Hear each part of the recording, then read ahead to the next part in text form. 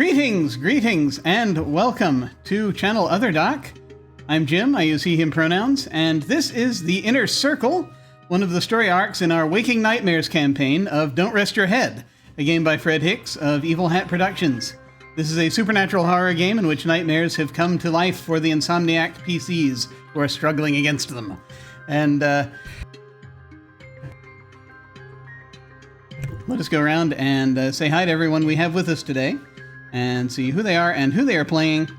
And we will start with Alyssa. Hello. Hello, my name is Alyssa. I am your friendly virtual spinner of yarns and teller of tall tales. You can find me on the internet at Shawl Tales. And tonight I will be playing Lila, the insomniac singer-songwriter who has been to the Mad City not once, not twice, but, well, this will be her third time around when she gets there. I can't wait! Excellent. I'm also going to adjust my internal volume just a moment. Everyone will hear a delightful ding in just a few seconds. And by everyone, I mean everyone other than the people on the call with me. Okay.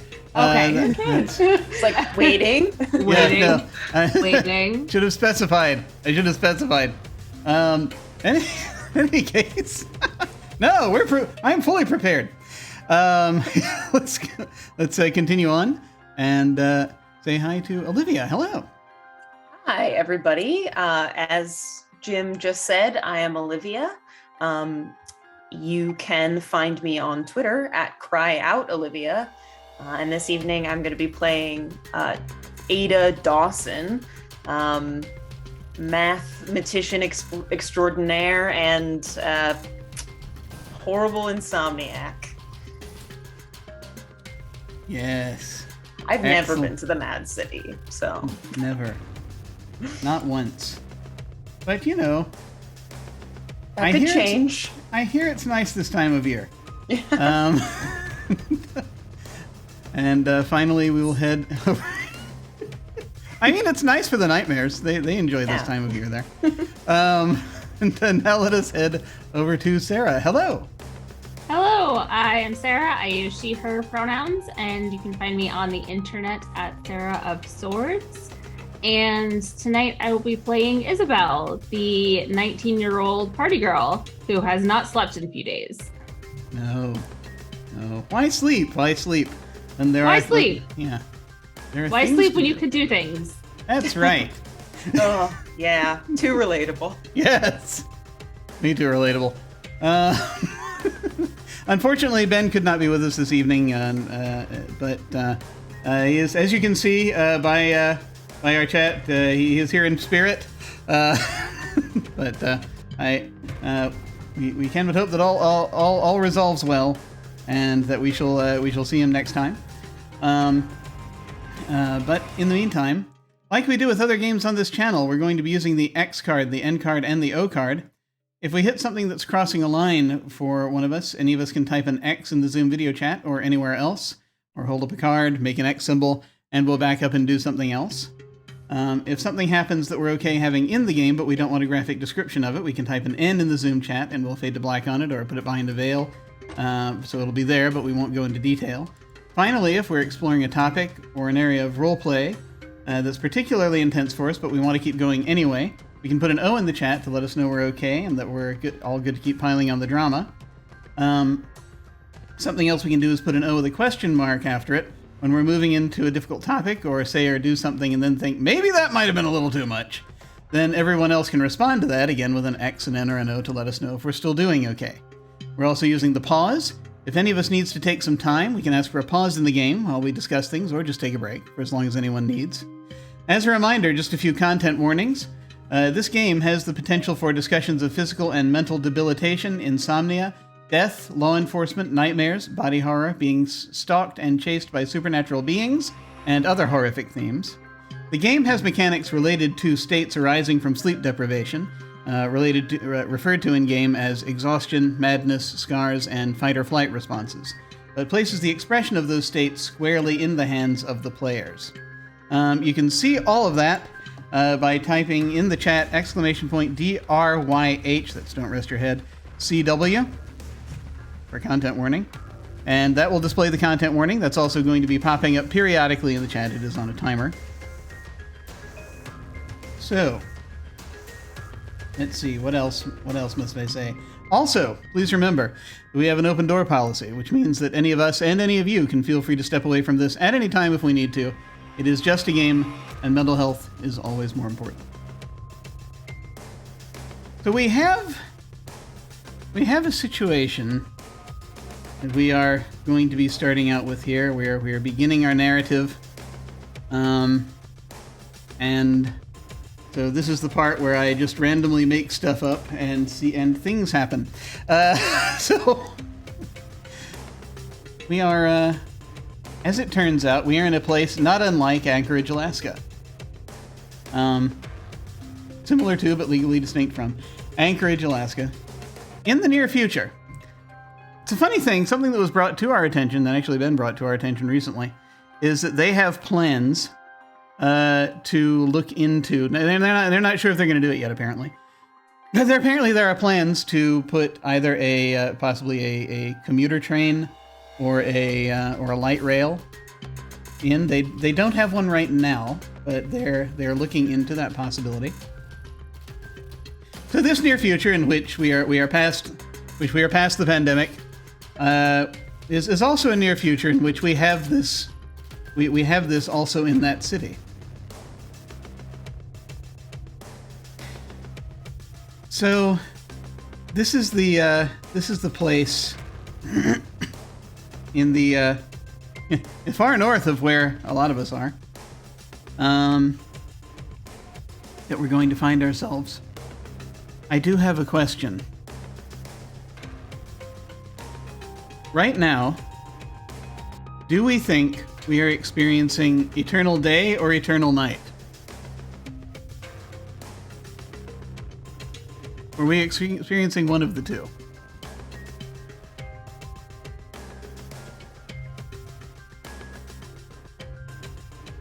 Eternal night sounds scarier. Yeah. It does. It really does.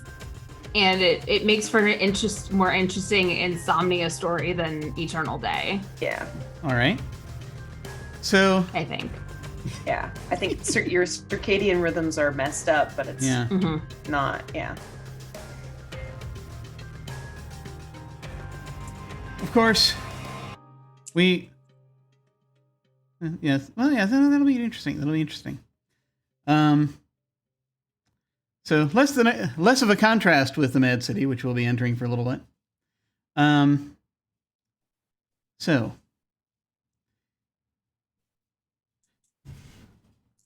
as we're entering this, we're going to zero in and see kind of what we see. Did I do that? Oh no, I didn't. That's okay. That's fine. Perfectly fine. Let's start this one and see where that goes. So, what I would like to know is, we sort of have a vague idea of what everyone is doing, where everyone is heading. We know Lila is heading to see a friend. We haven't specified yet who that friend is. But for some reason, Lila is doing this via some place that is very much like Alaska. Maybe traveling has been happening recently. We don't know. Maybe maybe there was somewhere else that she had to go before she came through. Lila has been all over the place in the last few years. This is true. I'm just curious. Have you been taking any shortcuts to get to those places? I just would curious to know. Or have you been?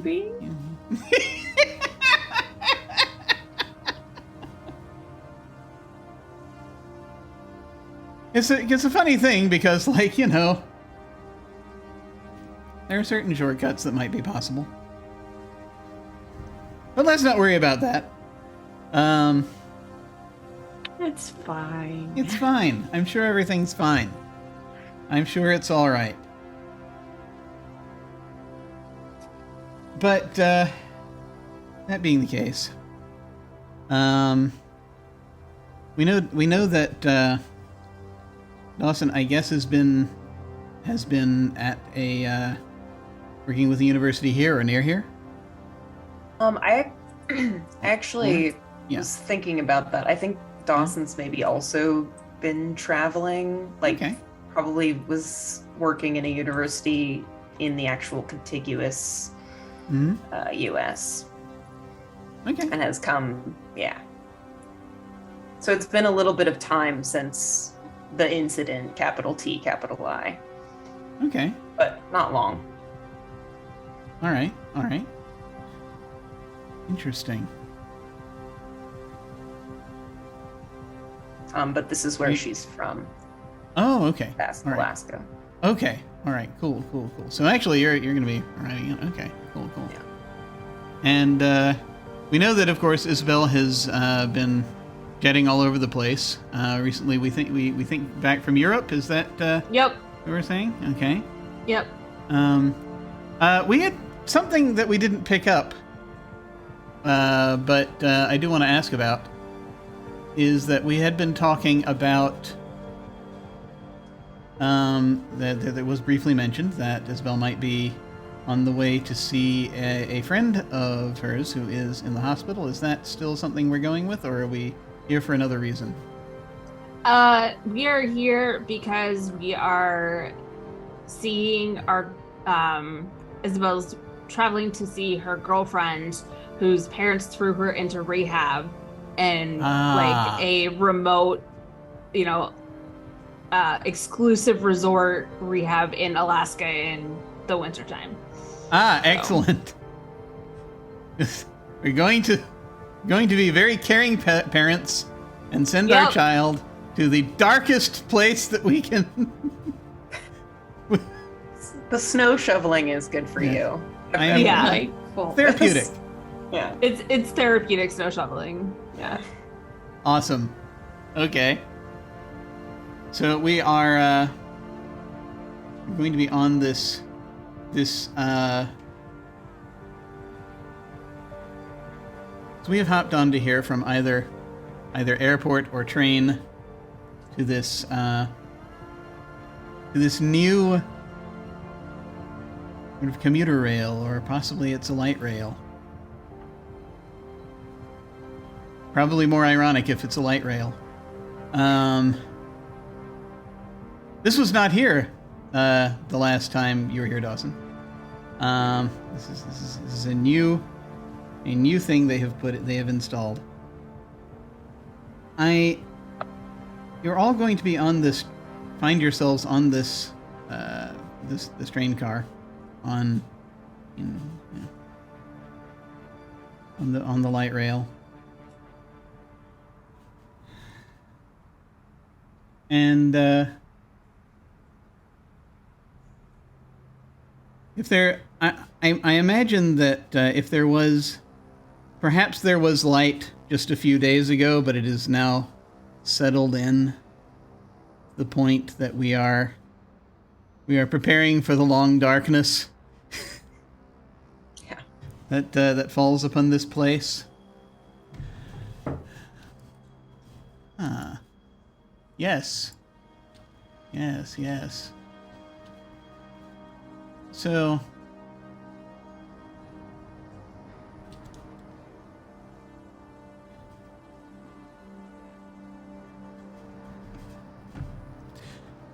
you think that there are not a lot of other people on this train right now? It's very late.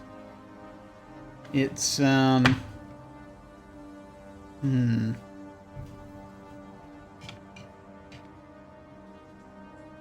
Actually, it's hard to say how late it is, really, if you look at the sky. Might be what we even would call early evening, but yeah. I should probably get a fix on what time it is, because that's a thing. Let's say it is about approaching 10 at night, so not actually horribly late. But not a lot of people on the train right now. Maybe it's a weekday, or it's just before a weekday. And there are a few other people that are on this train. Not many. You've got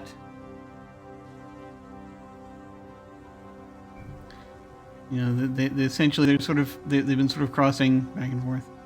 I think that as this conveyance, shall we say, I think you all probably got on at an end station that's close to a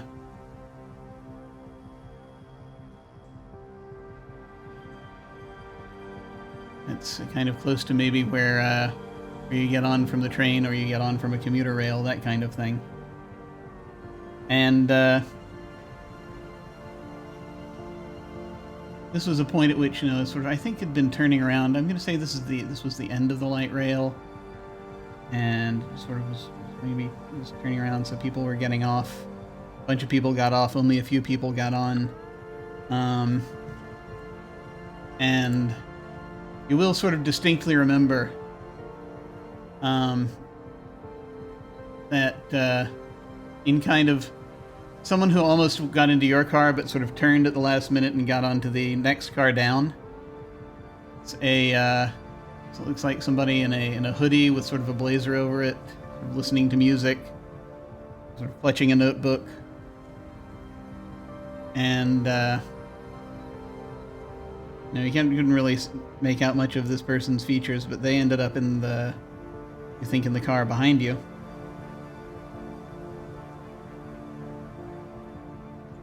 And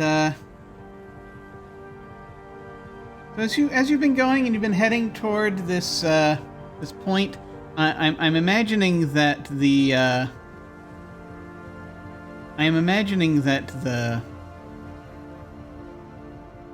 place everyone is going to be kind of on the north end,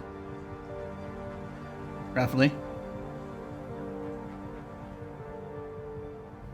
And as you keep going, there's this periodically stop, and more of the few people on here get off. Until you reach the point that it's just in this car. It is the three of you, and maybe a couple of other people.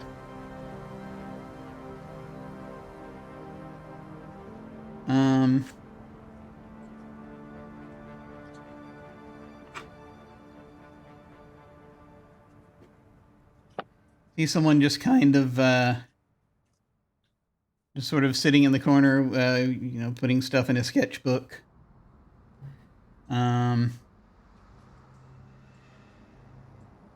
See someone in kind of, it's probably like some sort of business casual, but they're carrying like a briefcase. Sort of tanned individual. She's just sort of leaning back, got her eyes kind of closed. Just listening to the train, probably. Yeah,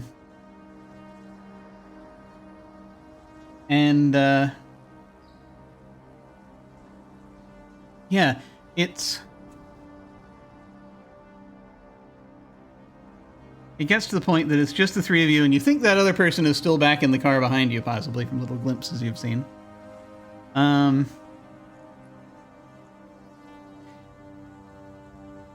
You get to the point you've gone past sort of the middle of town, and you're going back toward the edges, and probably according to the map, you're going to be back underground in a minute. It's hard to know.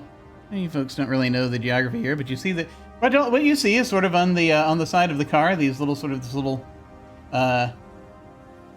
purple line that just goes with a few little nubs that show up on it as the places where you stop.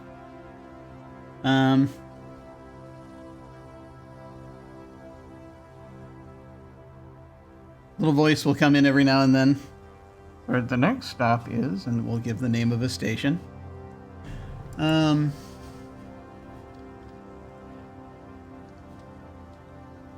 You're going to... I kind of like to know, as we are, as a bit of a reintroduction,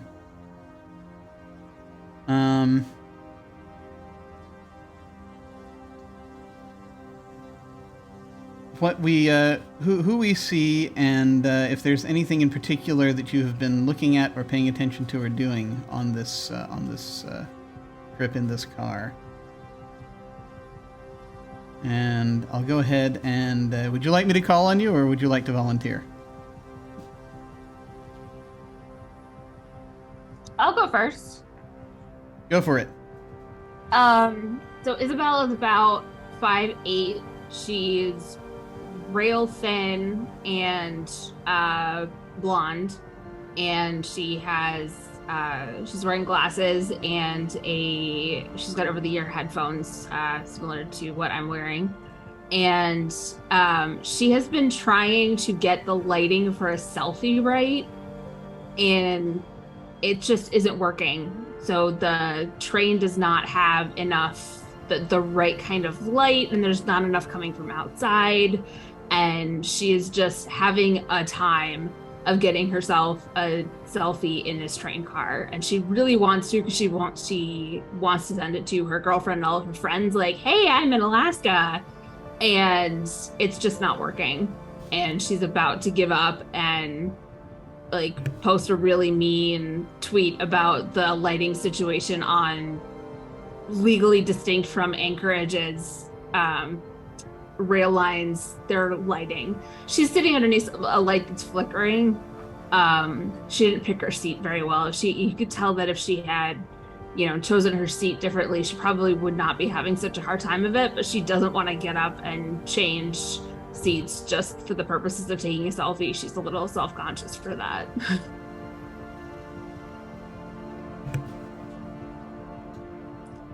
Good. Yeah. I can go next. Dawson is like probably kind of tucked into like either the like front corner or one of the back corners, or like somewhere where there's like multiple seats kind of either facing each other or in a corner, because she has her phone out and also like what looks like a notepad, and then also has taken out like sheaves of paper from a backpack and has them kind of like spread into this little corner, and is working on like note taking. And it doesn't look...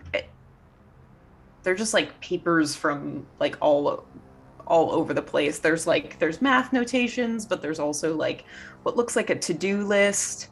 And she, occasionally drops a sheet of paper and it like kind of rolls across the floor. And she has to, pick it up. She is probably like 5'6" like average height, but kind of hunched over these papers. It's hard to tell. She's sort of closed off and closed in. Dark hair, dark eyes, sort of like pointed features. She just kind of looks sharp in the face. Pretty pale skin, kind of sickly looking. Dressed in like she just has like a big like brown or gray sweater on, just like very mousy and kind of generic looking.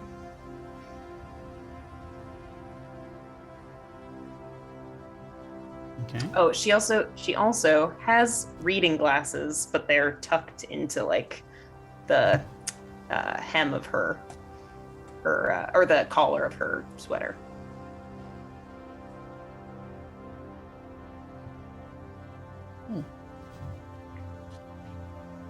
So Lila is around 5'4". She's got dark curly hair.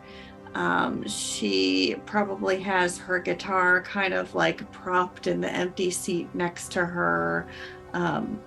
She's probably, fiddling with one of these things. The tuning fork. Yes. She has it all the time now. It's, sort of her ubiquitous fidget item. Okay. And she probably has like an earbud maybe in one ear while she's sort of like listening to the ambient noise, and maybe occasionally like jotting notes on her phone or scribbling in a little pocket-sized notebook or something like that. She probably has like an open front cardigan and like a scarf and a couple of necklaces, kind of hipstery. Did you say what it was you were listening to in the earbud? No.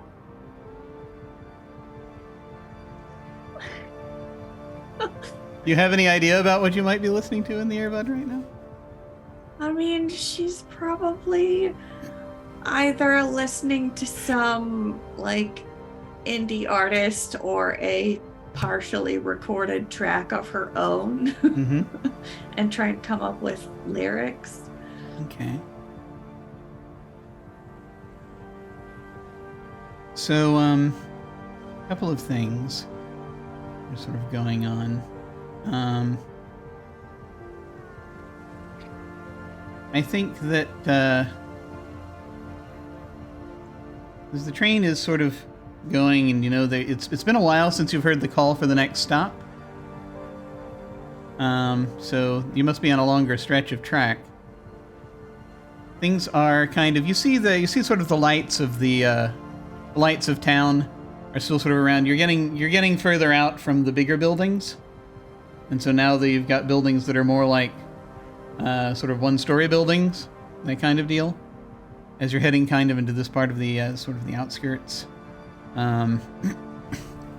Still, things are lit up, as best they can be. You see gas stations and stores that are closing for the night or getting ready to, and a few other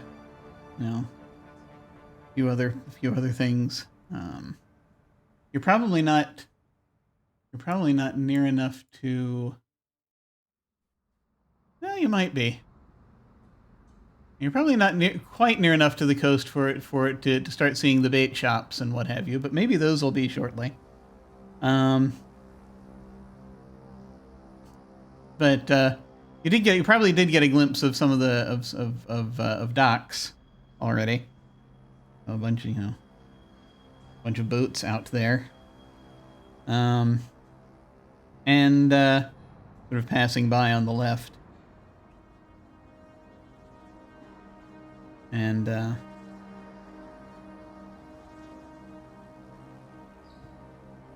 I will say that Isabel, something that you sort of notice as you're trying to do this, trying to take a selfie, and it's like, the lights outside will not be consistent. And I think you're probably on the left side of the train, which is less favorable. If only you would move to the right side of the train, you could probably get you might be able to salvage a selfie of some kind. And it is kind of interesting because for a moment, kind of as you kind of look and you see across, and you can see there are lights out there. But your reflection in the opposite window, it looks as though, from your reflection is taking a great selfie right now, apparently. It seems.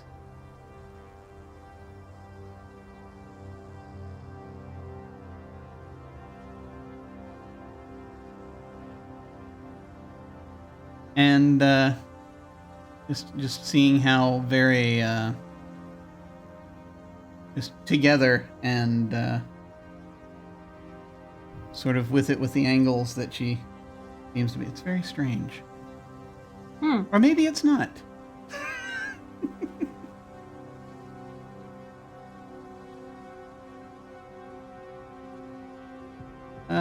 There's this light rumbling sort of underneath the train for a moment. Things sort of there's a little bit of shuddering back and forth. It's not extreme.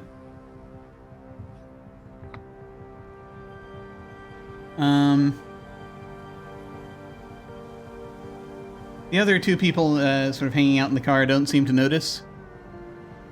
Okay. They're continuing to, either sketch or just sort of lean back. I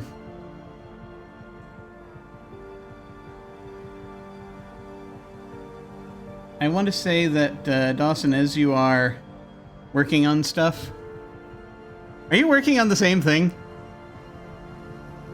It's like you've always been working on? Yes, but that's only there's also a legal document out, which is the remainder of my father's estate, and she's doing a lot of there's a lot going on all at the same time. Yeah, I think it's probably not much is happening because she's trying to do 3 different things at once. Mm-hmm. Yeah. But yeah, there is definitely that's in there mixed in is the theorem. Sort of an odd thing is, not completely, but sort of an odd thing is happening a little bit as you look up, as you're doing it, and then there's this ding that you kind of hear as though they're about to announce the next station. Mm-hmm. And you kind of just sort of absent-mindedly glance up for a second. And you see the subway map kind of that's backlit on the side of the inside of the train lights up for a second. And you realize for a second there's something of you're not completely sure what it is, but there's some kind of a correlation. It's a weird random thing. There's something about, I don't know if it's the shape of this map in particular or just the part where you folks are right now. It's you look at that, and then you're looking, you've got your notes, maybe buried under some legal documents, but you still can kind of see them, because where you can only see some of the equations, and you look at the equations, and you look back up for a moment at the way that the map is kind of angled, and there's something that might be starting to click here. Okay. Just redoubles, moves everything else aside, and oh my god, of course. Yeah. It's weird because you've been trying to find this point, right? And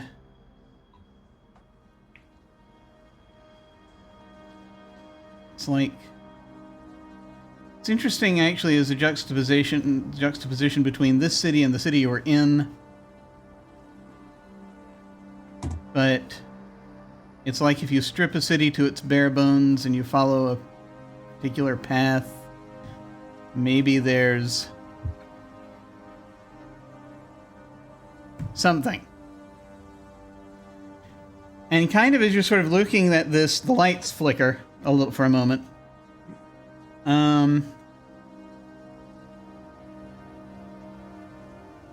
And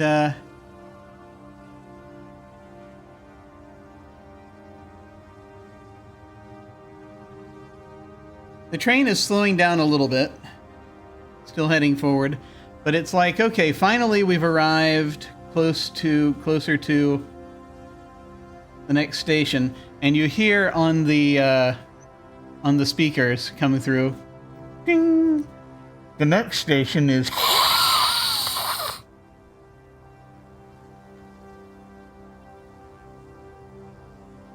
Those of you who are departing at, please be ready.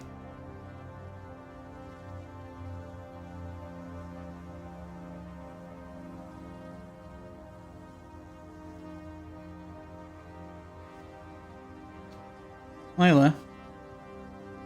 Yes. This car is kind of close to the front of the train. I don't know if it's the first car, but it's close enough to the first car. You see these sort of there's this sort of paved thing. It's not a stop, right? There's this paved area that this train is going through shortly before it goes into a tunnel, presumably. And it seems like for a moment you see this, you see something out the window. It's like someone is skating along. Someone on roller skates or something. Okay. In this figure, it's hard to kind of make them out completely because the lights outside are also flickering. It's kind of hard to see. But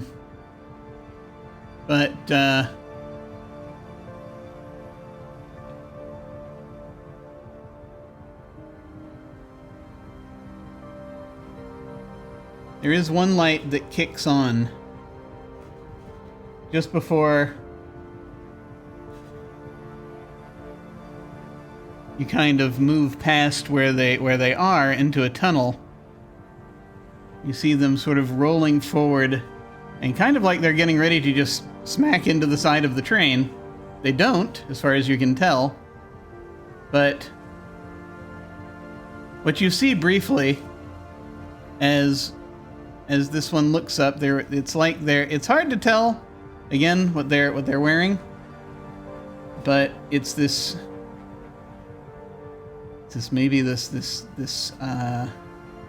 jacket with stuff on it, buttons or something, and kind of they just sort of glance up. You see a very pale face, and you see goggles, and you see metallic teeth that's smiling at you, and then you pass into a tunnel.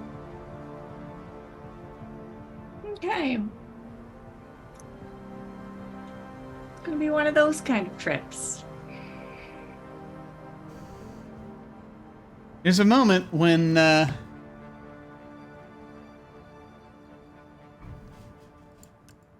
you're going through the lights into this tunnel, the train starts shaking a little bit again. It's a little more this time. And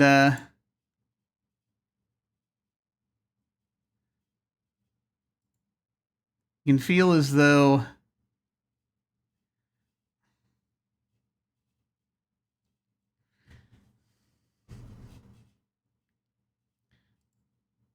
as the lights are turning on and off, it feels as though it's like there's the train is like kind of parts of it are shaking back and forth a little bit, as though there's like maybe a later car or something that's like shaking more, and it's affecting the action in this car.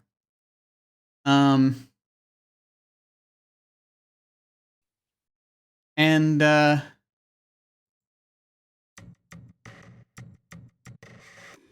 as you are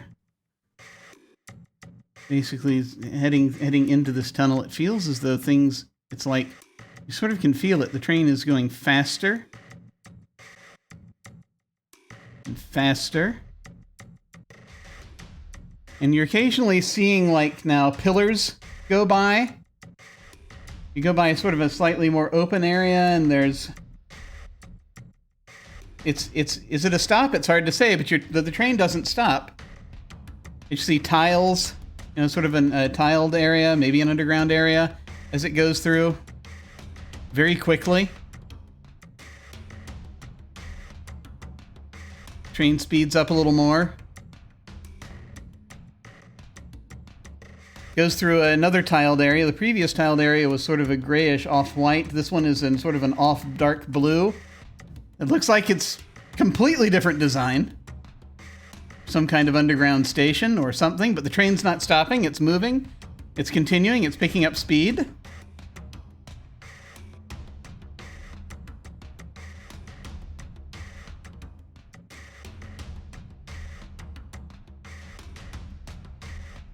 Feels like the walls of the train are shuddering.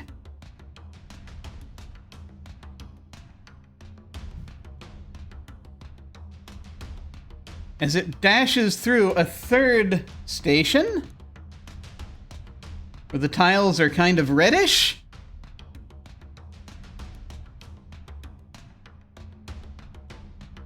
There's this sudden jolt, and everyone's kind of like...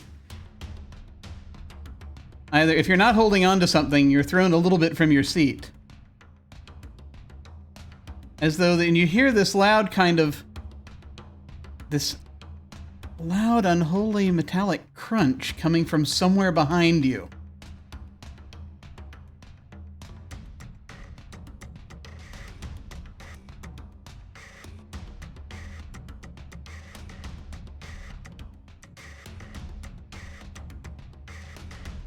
The train is still going.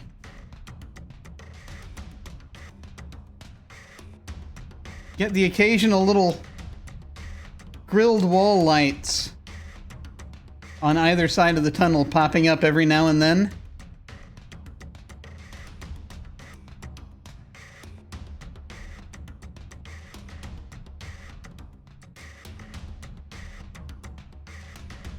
The next open area you pass through,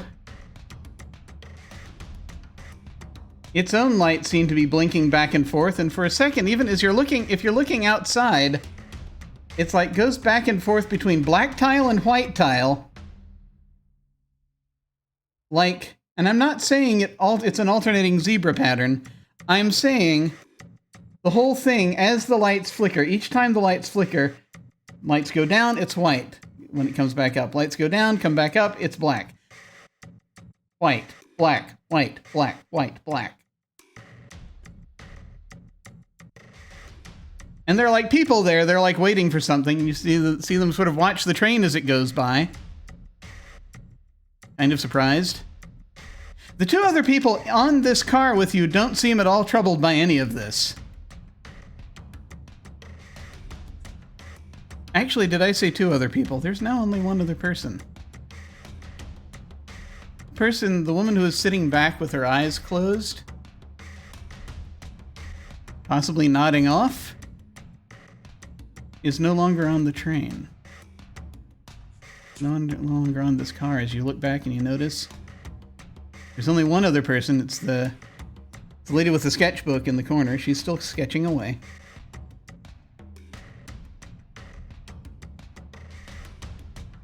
Is anyone doing anything?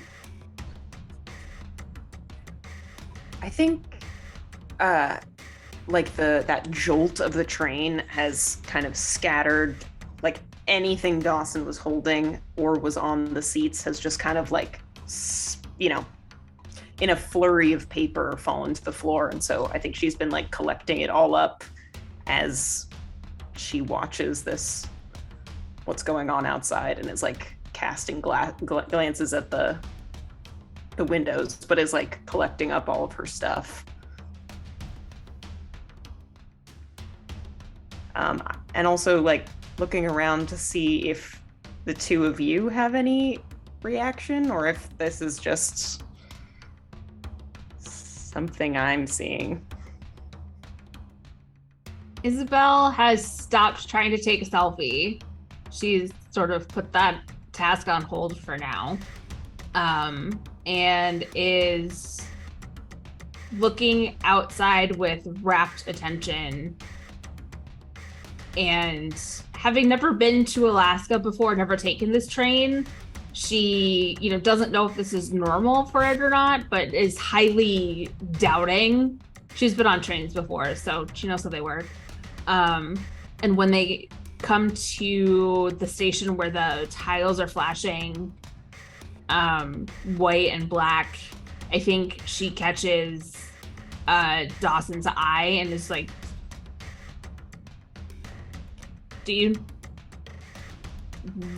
what's going on? Is this... I've never been to this part of Anchorage, legally distinct from Anchorage, before. Well, that makes two of us.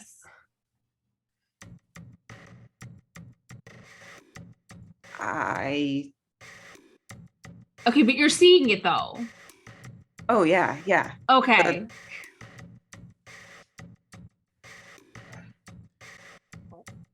There's a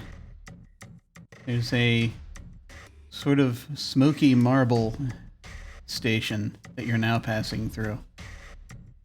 A lot of people standing there in bowler hats.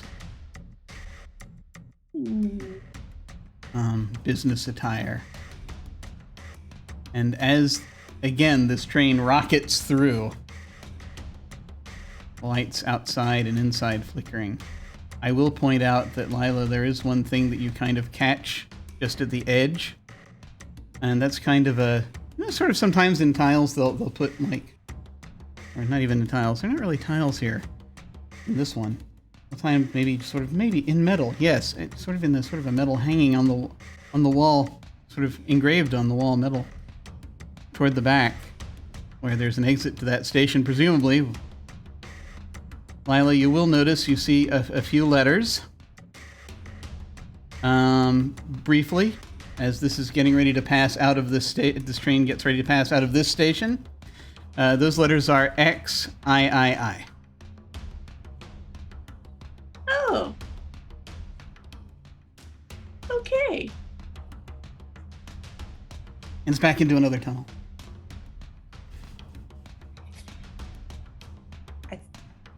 I think something is definitely wrong with the train.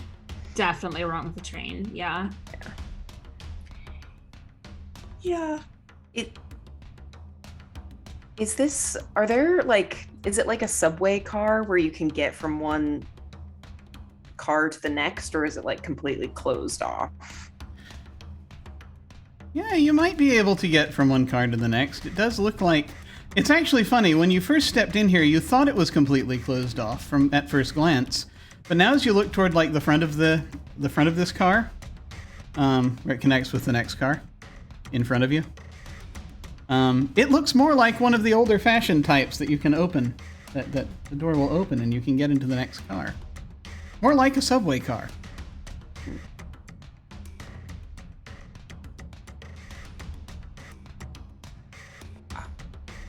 I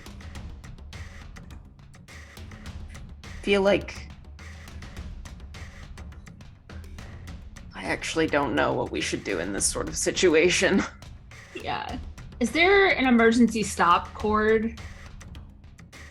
There is. Okay. Bright red cord. Isabel will look at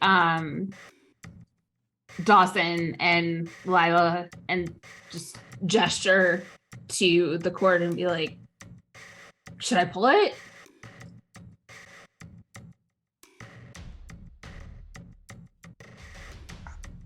We've passed a bunch of stops. I think... Yes? Yes. And I pull the emergency stop cord. You reach up, you pull the cord. You hear this kind of a ding.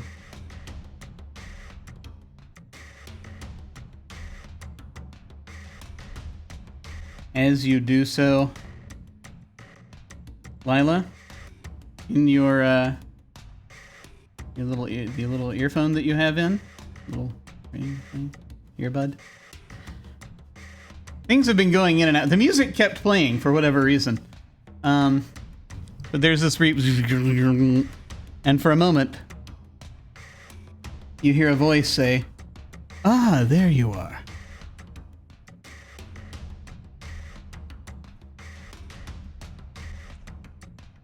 Yeah. And, Oh. it's like the train is... I don't think we're in Anchorage anymore.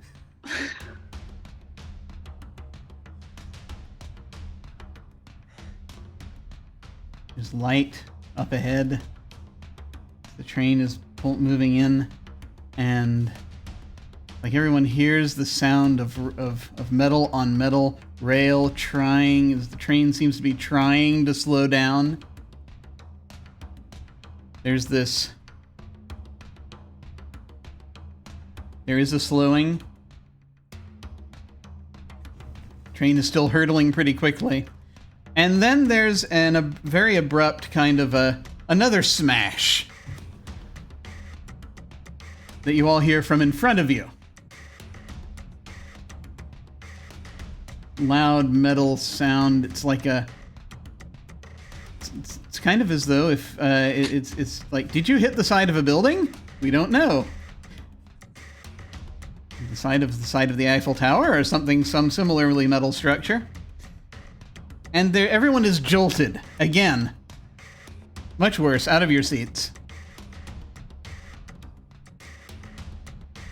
The lady in the corner continues sketching. And you hear this ungodly whine, this ungodly loud metallic whine, as of, again, metal scraping hot against metal from in front of you, from in front of the front train car. There's another shutter is sort of far behind you. That crunching sound happens again.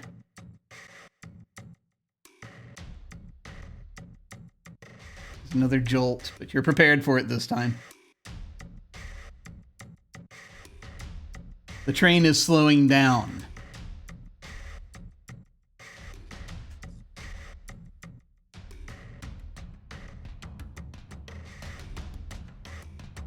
This area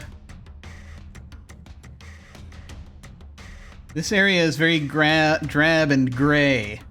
Gray pillars, concrete pillars. It's an opening of some kind of a station. Looks older. There is sort of maybe a bit of lichen on the walls.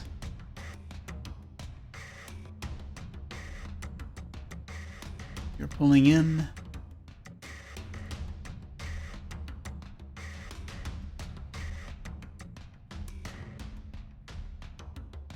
And yeah.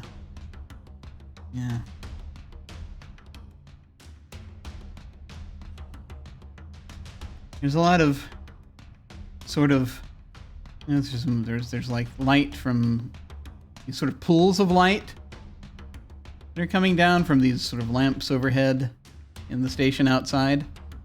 Station, if it can be called that. Abandoned station, hard to say.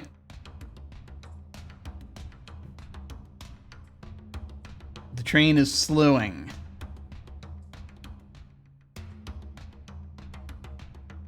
It continues to slow.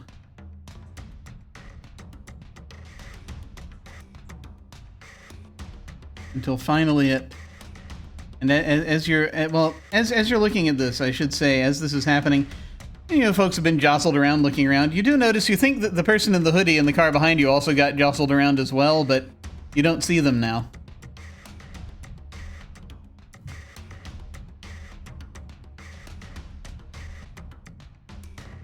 In fact,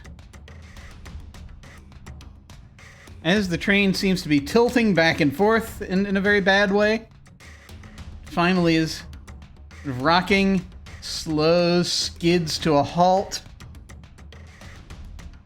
And for just a moment, you feel like everything is stopping There's one more massive crunch you hear from behind you. And the train behind you, as you're just sort of looking back, retreats away back into the tunnel. The train car behind you. I had a feeling about that. As though it's been violently wrenched from its coupling. But your train has stopped. Yeah. Time to get off the train. Yeah.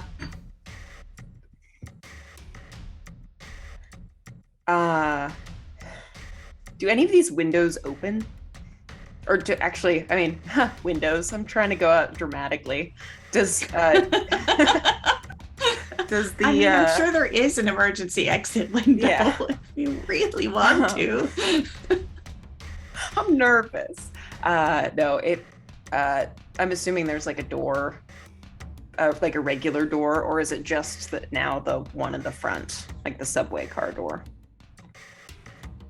So there are still doors that lead out of here. They're slightly differently shaped from the way that you remember them when you stepped into this train. But they're there. Of course they are. The windows are still there. It's weird. This looks a lot, and it's like the train car widened a little bit actually, and it's like looks more like a subway. This is more slightly New Yorkian, one might even say.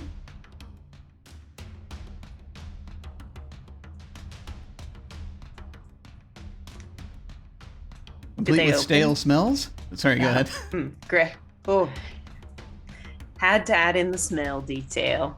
Did the doors open? Go to the door.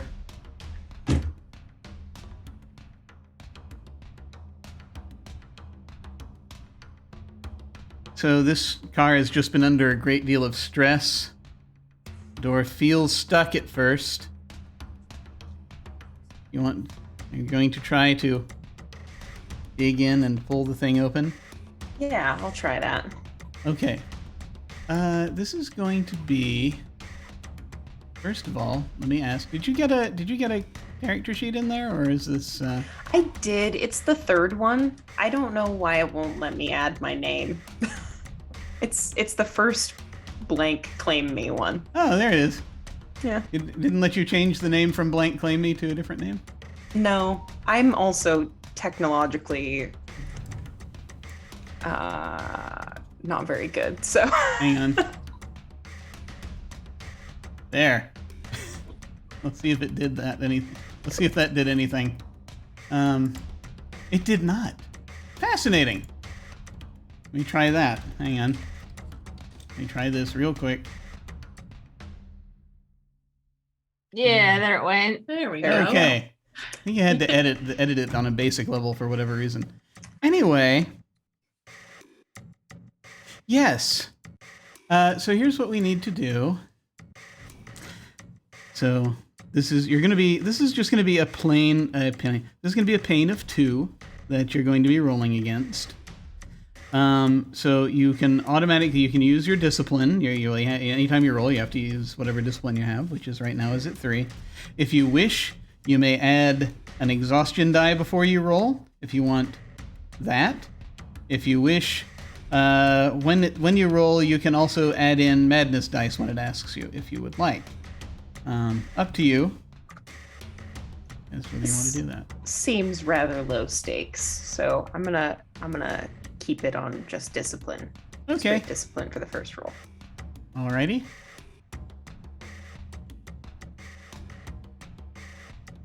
Okay. Did you use the sheet or did you just type it in? I typed it in. Okay. Now we can interpret this. You got 3 successes. I can't possibly win, but I am going to roll some pain. Okay. So I got 1 success. You have 2 successes. You have 3 successes. But pain is dominating, so that means that I get a coin of despair. You're welcome, everybody. Start this thing off right. Because I have the highest number. in the pool, so that's what dominates. That door's stuck real hard. Oh no, you're gonna get it open, but it's gonna be a little rough on the fingers, possibly the fingernails a bit, as you're sort of like straining to pull this thing open. But you get it. You yank the door open. It's like it was fused for a second. Perhaps not surprising, given what the train has just been through. Yeah. You yank the door open, and you can see into this odd, dim, old-looking underground train station. And you still hear this loud crunching that is continuing. The train is not moving, aside from the occasionally... It is moving a little bit in time with the crunching, but it's sort of wobbling a little bit back and forth. Coming from ahead of you, again, where the train stopped. Okay. Well, welcome to this station, I guess. I'm gonna... Actually, is the,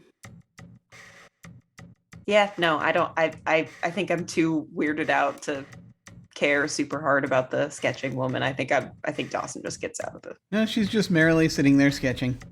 Yeah. You exit. Yeah, Isabel will shoulder her backpack and also leave the train.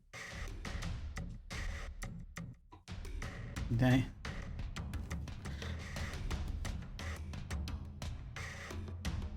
Funny thing, Isabel, as you are departing the train, you see your reflection again in one of the windows, and it's just kind of like glances toward the front of the train car, and just sort of shakes its head, and just mouths to you. Go or no? Go. Okay. Yeah. Time to go.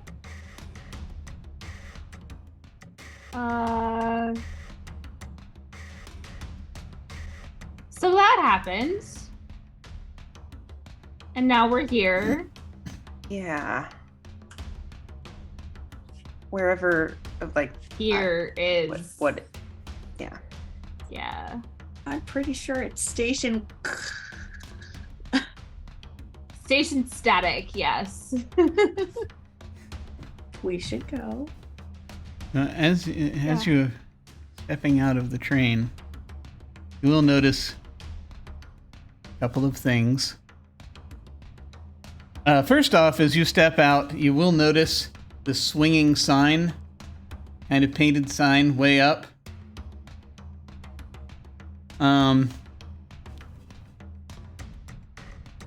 And it does say on it, station CHHHHHKKKKKKK. Station... Okay. Well, Yeah. how else would you say that? Then the other thing that you notice as you are stepping out, as the train shakes again a little bit, you hear the crunching again coming from the front of the train. There's like one car that was in front of you. It was like the front train car. And you hear again this metal on metal, this sort of kind of this crunching and banging sound of metal tearing a little bit. And you hear from that area the sort of this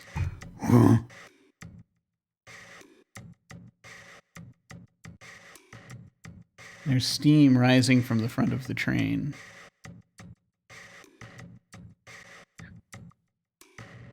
And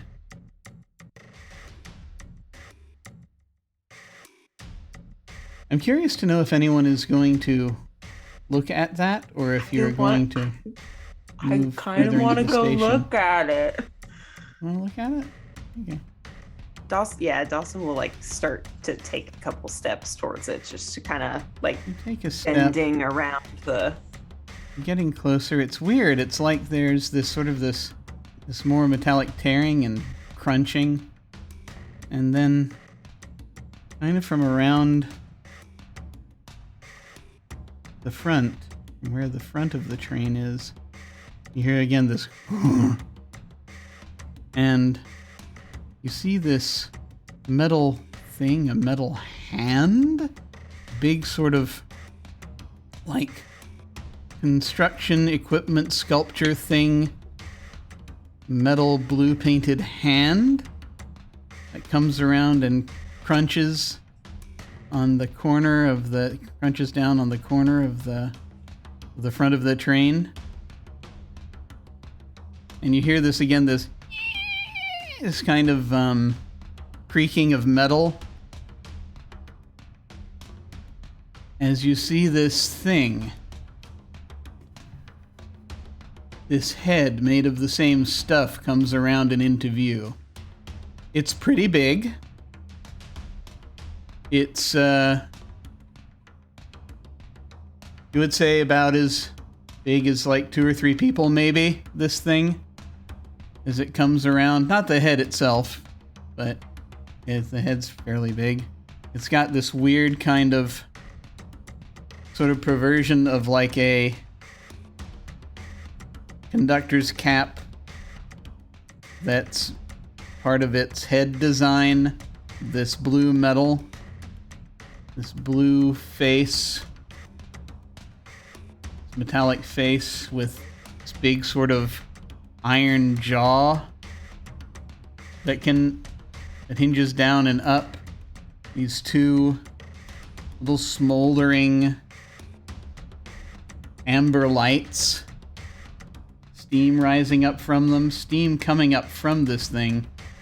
It comes around and you hear again this loud metal tearing sound, and it comes around and is starting to, as it sort of is leaning a little bit on the platform, as though it's trying to start to get up. You see it comes up with a big chunk of the front of the train in its hand, its other hand, and it chews on it. And it's starting to groan again, metallic. You can hear this metallic groaning as it's starting to clamber up onto the platform. I think the second that the head comes around, the steps that Dawson was taking towards it like just stutter to a stop, and then she goes, then again, maybe not, and we'll start to back up again. Yeah, Isabel will have, she doesn't want to leave the station alone, but she will have, while Dawson is checking out the thing, she'll have been making slow but steady progress toward an exit. There is... Yeah, I'm gonna go try to catch up with you. Yeah. Yeah, there's a metal gate on the far side you can head toward. What's Lila doing? Lila has been heading toward the exit because Lila has a feeling she knows what chewing sounds like. Yes. So there is this metal gate. You don't see stairs anywhere, which is perhaps a problem. You see this kind of beyond this gate, and when I say gate, I should specify. Like a sort of a see-through metal wall. And when I say see-through, I mean there are holes in it, right? Areas kind of are up. There is there's a big kind of entrance turnstile, and there's an exit turnstile,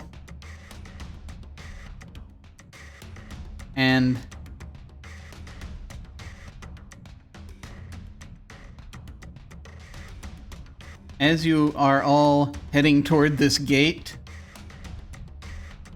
beyond which you think again is this sort of round portal,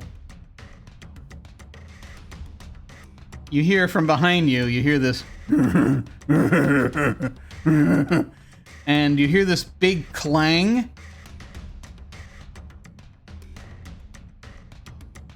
And this sound like and this sound kind of like rolling, like something metal rolling toward you.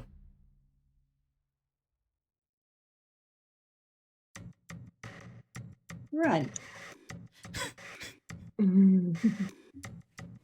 Yeah. Sounds like a good idea. Yeah. Moving with purpose. Yeah. Excellent. We are very purposefully running toward this gate, presumably. Mm-hmm. Yeah. Can I look over my shoulder to see what it is, though? Of course you can. I gotta look at the thing. Yeah. This thing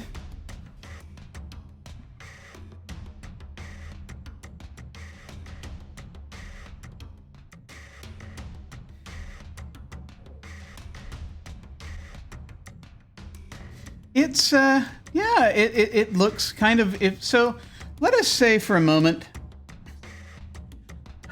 I should have probably have dug up an image of some kind. The nearest thing my brain can come to it is sort of like a type of construction equipment. Say like a steam shovel or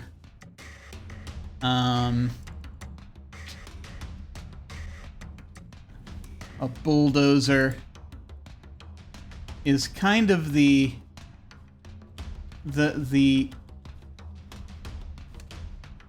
sort of the design, the sort of the lines along which this thing is designed. In a way, but it looks like if you took like a say you say like a crawler loader, that's kind of closer to what one might think.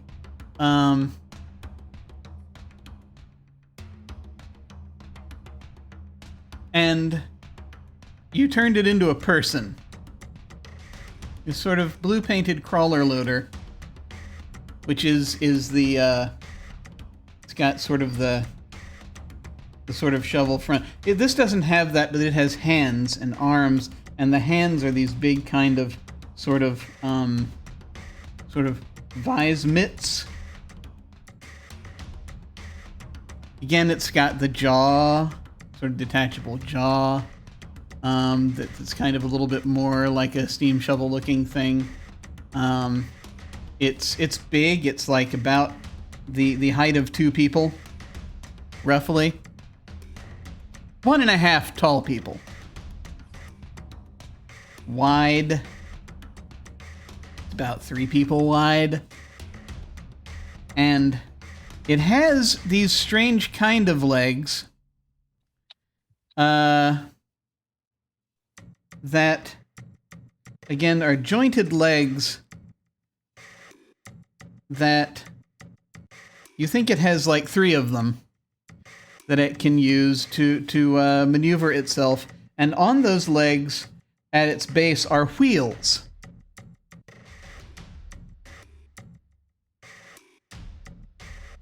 That it is using to kind of skate toward you with this loud metallic sound. There are little sparks that come up every now and then. It looks like the wheels are more equipped for the actual rails, but they seem to work here just fine. They seem to work on concrete just fine. And this thing is skating toward you.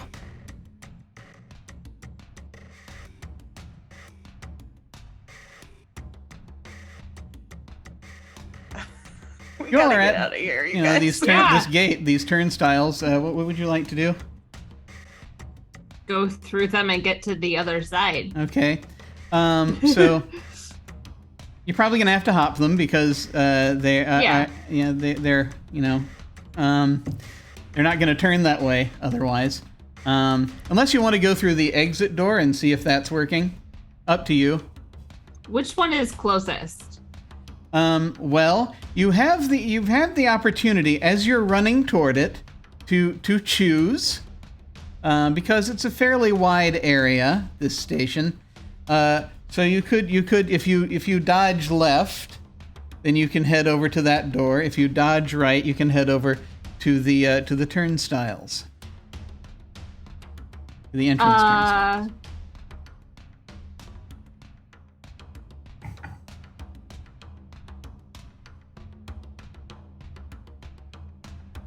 Let's see if the door works. Okay. Race forward. Try to get this door open. A little rusted, you notice as you get there. It'll open. There requires quite a bit of pressure, as it kind of has to turn a bit. It's one of those doors that's kind of got its own sort of revolving turnstile-ish thing going, but it's more vertical rather than horizontal.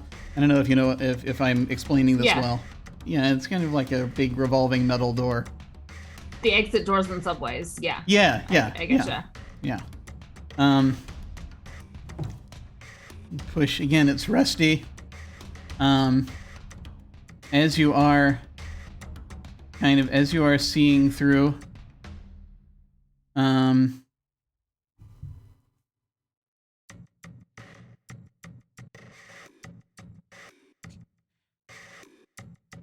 I feel as though I feel like I want to roll here. I feel like I want to roll here. Okay. So this is basically the getting through the door quickly to try to escape the big metal monster roll. So the big metal monster has a pain of 5. So that is what you'll be rolling against. And so you have your discipline. If you wish, you may add an exhaustion before you roll, and then you can roll from 1 to 6 madness when you and that's after you hit the button on the sheet. It'll ask you how many madness you want to add. But if you want to add exhaustion, you have to add it before you roll. And what's the difference? If you add exhaustion, that's another die you get to roll, basically. Okay. But of course, then there's the possibility of exhaustion dominating. Okay. If you add madness when it asks you, then you get 1 to 6 madness, and then there's the possibility of madness dominating. All right. Sure, I've never played this system before. Let's add 1 madness die to that. Okay. All right. It'll ask you when you click the roll button then. Okay. All right. You've got a total of 4 successes. I'm going to go ahead and roll my 5 pain.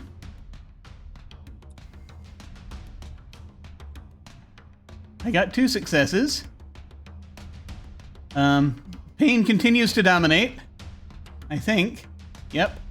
I get another coin of despair. Where do you see that I had 4 successes? So when you rolled, you see under discipline it says 3. Yeah. That's 3 successes from your discipline pool, and 1 success from the madness pool. Gotcha. And if you hover over the number, it's like the number 3, it'll show you what dice each one rolled, and so that's basically 1 to 3 is a success. Got it. So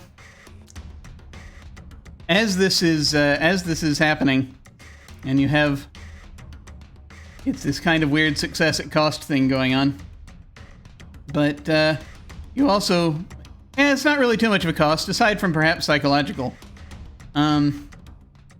Isabel, as you look up and you're trying to get this door open, maybe you've seen this before. Maybe.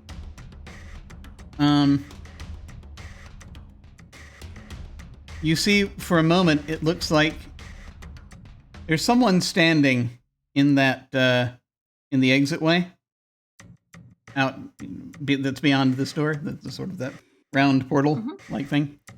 And for a moment, it looks a lot like you. And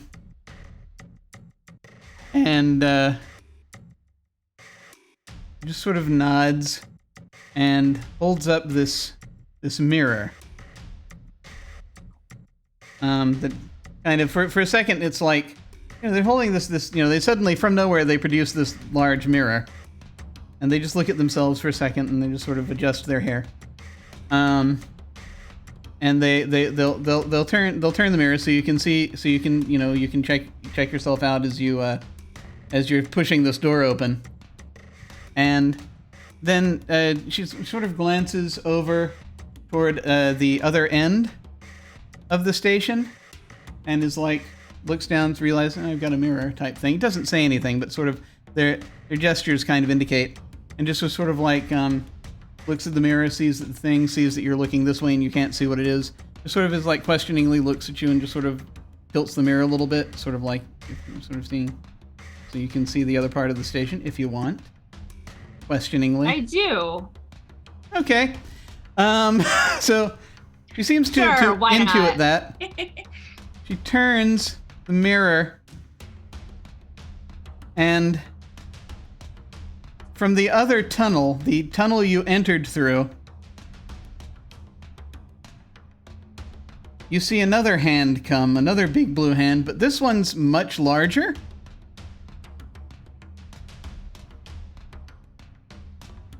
Sort of reaching forward and sort of seems to grab the side and be rolling forward.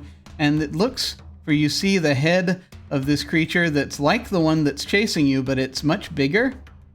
And it's kind of like, sort of as it's coming forward, sort of with its other hand sort of coming confined out of the tunnel, it's like pulling out of its teeth one of the, it looks like one of the doors of one of the previous train cars, and it's kind of just sort of tosses it off to the side as it's rolling forward, and it lands with a clang inside the station.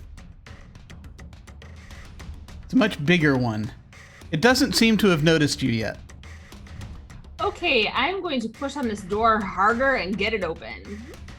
So with some strain, you get the door open.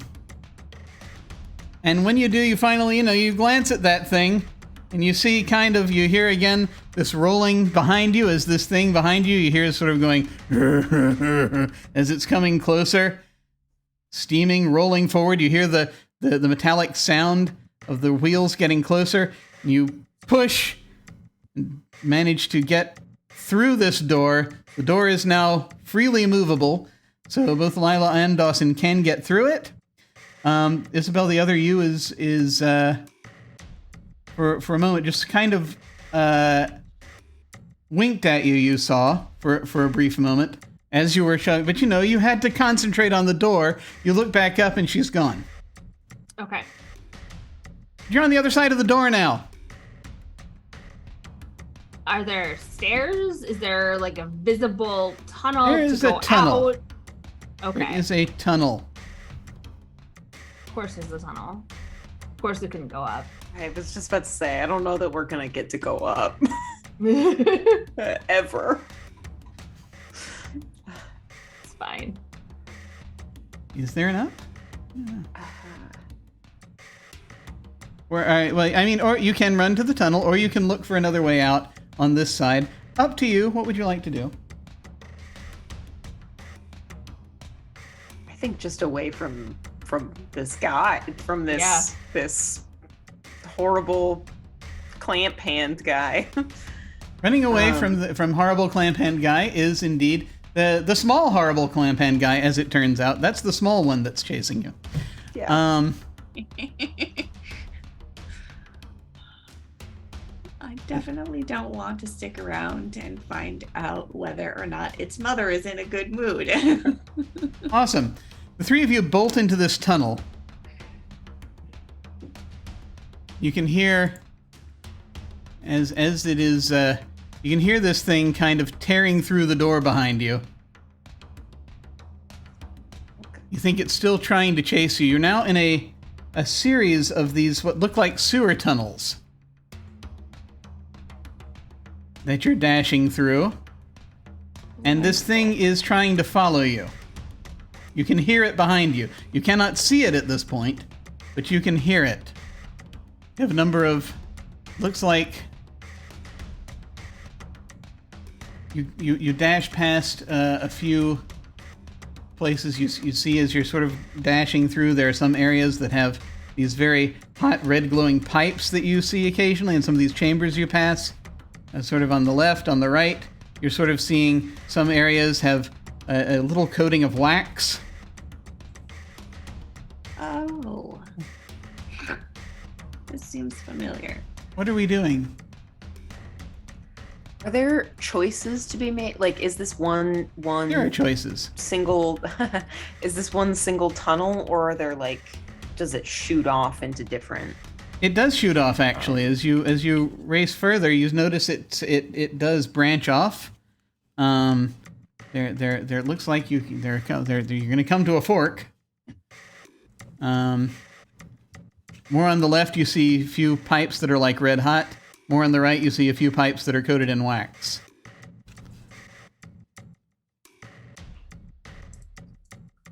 Oh Lord. And then there are a number of side tunnels you're also seeing that are coming out, smaller tunnels that go, you're not sure where.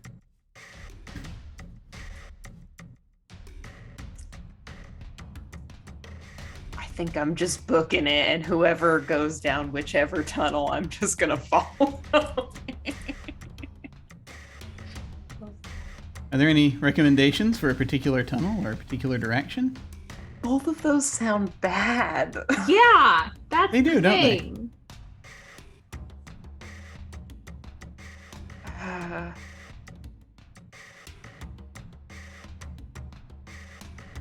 I mean, so out of character, wax would be my vote. Because A, because of that reaction, and B, because the red hot stuff sound like, Yeah. I don't think I would go towards like a scary fireplace.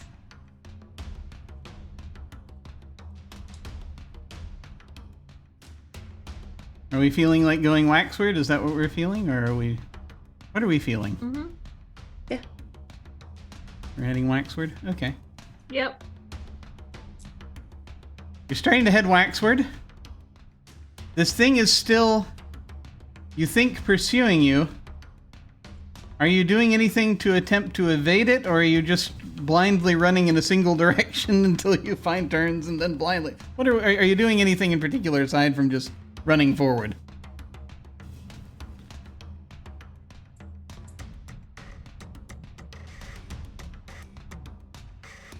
Isabel is just running.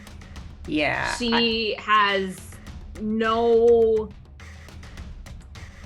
concept of like being able to distract the thing or leave the thing in the, like, you know, try to lose its tail. Gotcha. Or anything. She is just outright running. Yeah. I think Dawson is like trying to process what is happening, like rationally, which is probably not gonna be able to happen. But is there, like, are these tunnels empty, or do they have stuff in them that one might be able to? I mean, right now you're just seeing a number of warrens, just different tunnels, different chambers with, and some, you know, you may see doors from time to time, but that's most of it. Pipes, lots of pipes. All right. Well, then until I formulate a plan, I'm just gonna keep running. Okay. Mm-hmm. So are we just trying to outrun it? Is that kind of our plan here, right now? Plan here, right now? For a certain definition of plan, yeah. Yeah. We're given value of plan. if any of the side tunnels or what have you look like they are perhaps narrower than the thing that is chasing us, I will try to herd the ladies in that direction. Okay. Oh, yeah. Like, yeah. Mm-hmm. All right, excellent. So now you're trying to lose it in the tunnels. So, Lila, this again, we're going to roll to see if you're able to evade this thing. Again, you know how this game works. I know how this game works. Now, You're unlike rolling these against a other pain of two who are 5. coming in completely fresh, there are numbers on my character sheet. Yeah, you can. Yeah, you. By the way, you get to start this with exhaustion at 0. By the way, I don't remember what it was when we ended before, but you can have an exhaustion. Everything's cleared out. You can have an exhaustion of 0. Okay. Well, why is there a 6 in my permanent madness section? Did you gain a permanent madness last I time? don't remember. I've played this game 2 times, but it's been 2 years. That's true. Let me look at something really quickly. Just, out of curiosity. Let's see. No, you must... No. I was probably playing with it. Turn that back into 0. Okay. You can't possibly have 6 permanent madness. I was going to say, that seems high. Maybe we were... You know what? I think we were... There's a new iteration. I think this iteration of the sheet is a new iteration. So I think you had to change the madness before it asked you. It asks you now, so you don't actually have to do that. Ah, I see. So yeah, you can change it back to 0. I was going to say, is this leftover from when I rolled a large number of dice? I think it is. Very difficult. Yeah, I think it must be. So go ahead and turn that 6 to a 0. You don't need it anymore. If you want, you can increase your exhaustion before you roll. That's up to you. But aside from that, I'm going to be rolling 5 pain. You get at least your 3 discipline and plus whatever else you would like to put on top of it.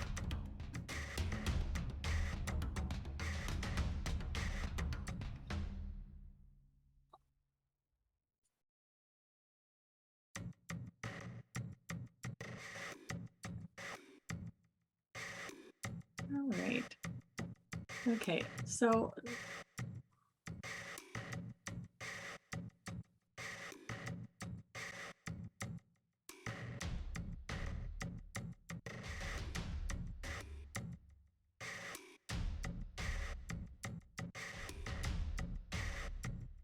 well, you're here. I might as well add a madness dice to try to make us a little faster. Okay. Are you just doing your 3 discipline and the 1 madness? Are you adding any exhaustion? Yeah, for now. Okay. I will be rolling 5 dice. You shall be rolling the 4. Well, let's see. You had 1 success. Okay. I will roll pain. I have 2 successes. This means a couple of things that I shall enumerate shortly. Pain also appears to be dominating. To the pain. Yeah. So, but because you also, and this is an important thing to note, when I beat you, I also get to extract a thing whereby I can increase your exhaustion or I can make you check off a madness response if that wouldn't automatically already happen as a result of the roll. And in this case, it does not. So I'm going to ask you to increase your exhaustion by 1. Okay. So,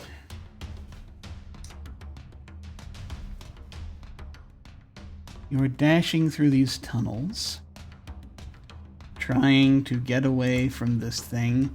You can hear it as it's trying to jam its way into this narrow tunnel behind you. It's like, and it's tearing at pipes, making a hell of a racket as you are trying to get away from this thing. And I think that That is preferable to it being completely silent. Well, yes.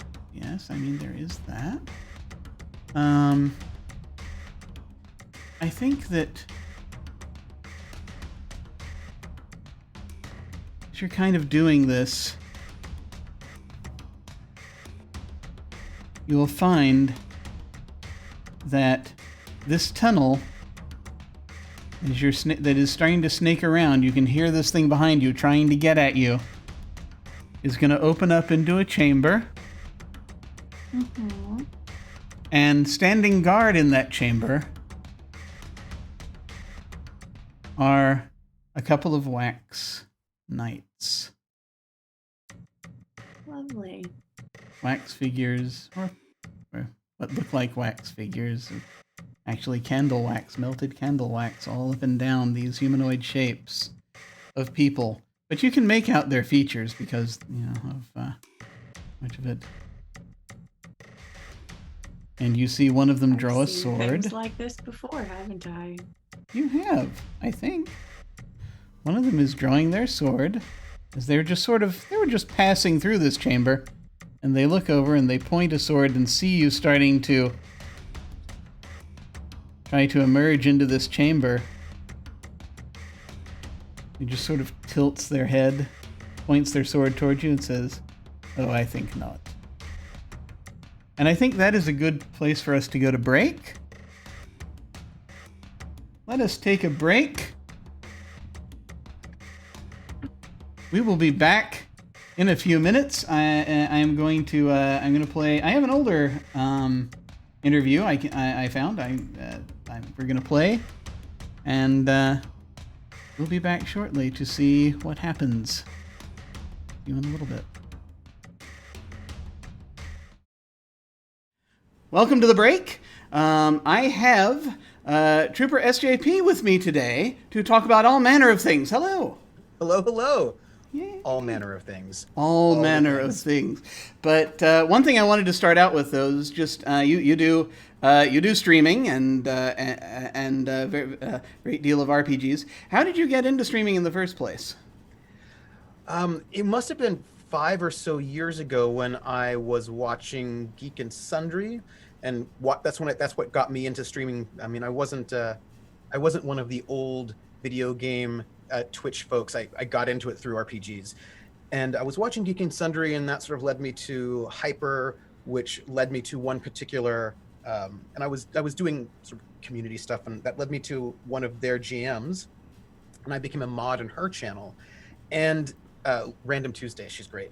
And the thing that happened was that I thought, well, this would be fun, but I can't stream because I'm a teacher, and that might be weird. Like, what if my students find me? Like, I just don't know. I don't know if I could do that. It just might not be logistically feasible. And then she ended up streaming on her own channel. She's just started streaming, not just through Hyper RPG, but on her own. And I became a mod, and I thought, she is not only a teacher, she's like a middle school, elementary school teacher. Like, and I'm teaching university students who cares? They're all, you know what I mean? Like, if they actually see me, it probably wouldn't make a big difference. And seeing her do it and having someone that I could ask questions to and figure out, okay, well, what are the logistics? How does one do this? Like, how do you deal with, because this streaming is not just, can you get the tech up, but it's also, okay, well, do I have to worry about my students finding me? How do you manage the emotional part? And having a model of somebody who was able to create a community and sort of manage it well made me think, oh, yeah, no, I can do this.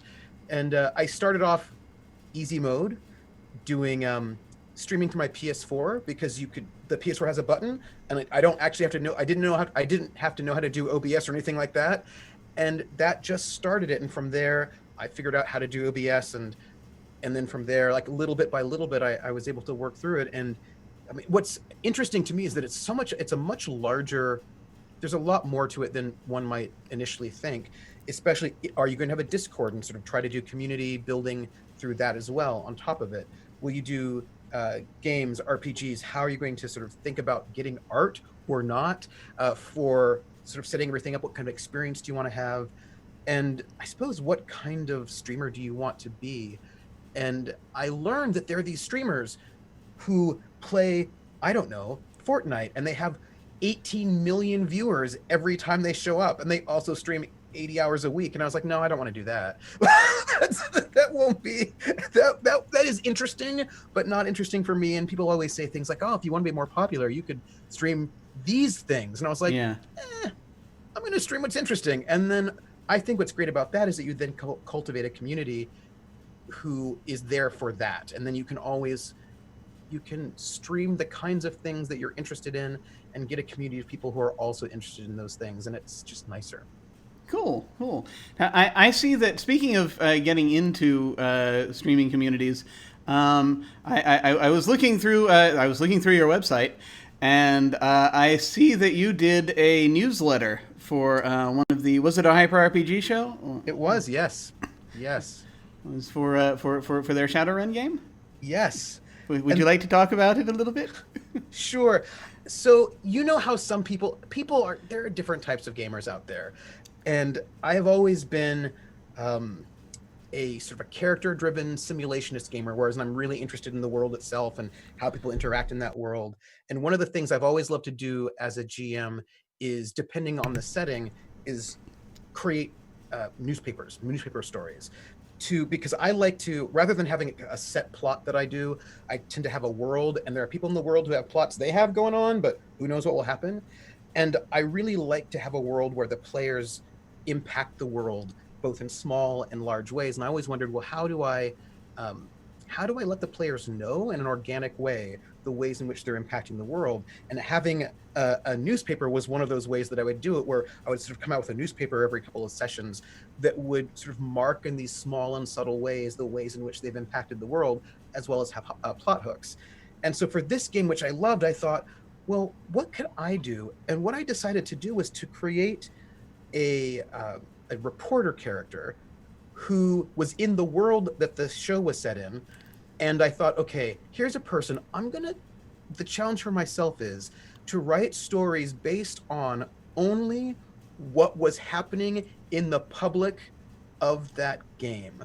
So any kind of conversations happening behind closed doors, a reporter would never know about. But if there's a firefight downtown on the freeway, a reporter would know about that. And then sort of writing these stories that would sort of inform the community that grown up, because there was a bit of a meta game in that particular RPG as well, where viewers could sort of do faction turns. And so I was reporting on the faction turns, and I was reporting on all the public things, and other people became really inspired, and they would also submit stories.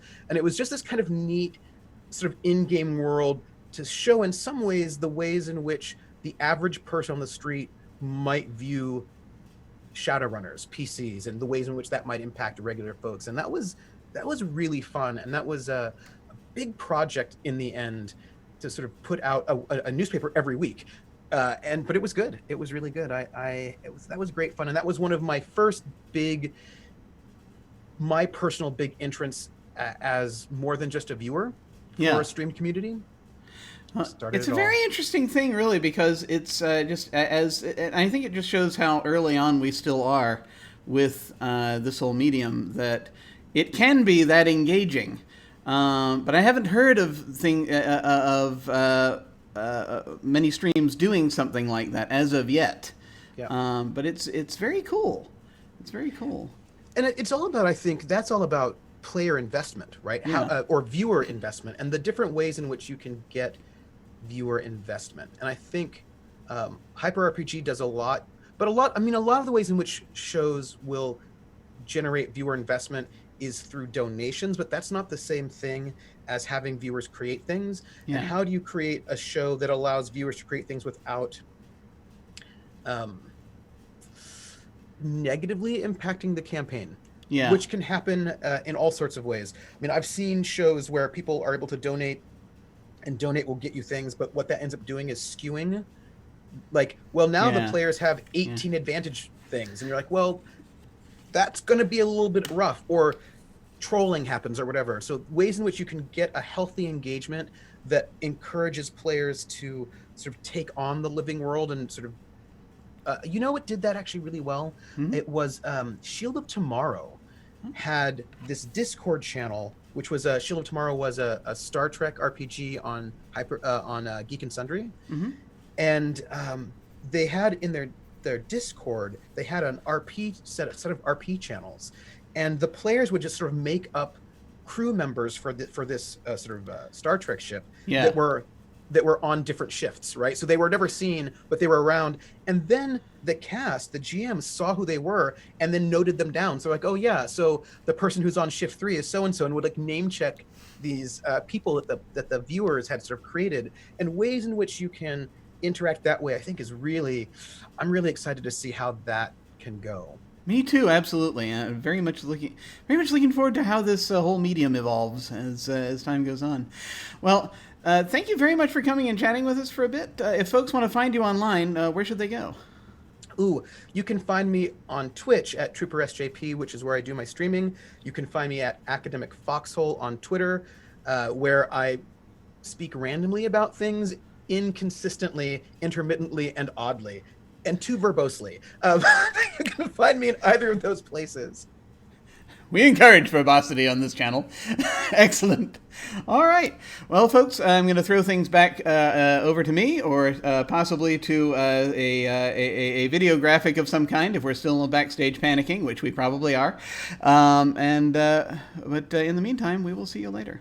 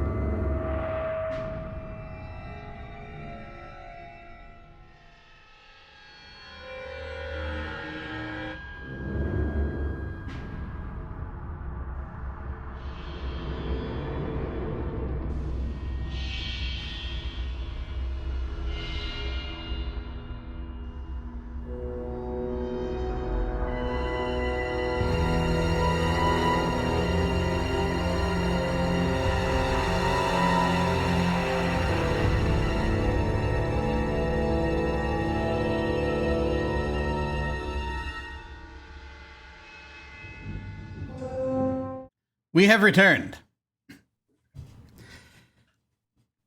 We are in the sewers.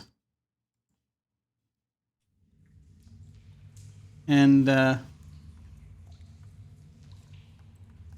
we are standing between in this sort of this narrow passageway.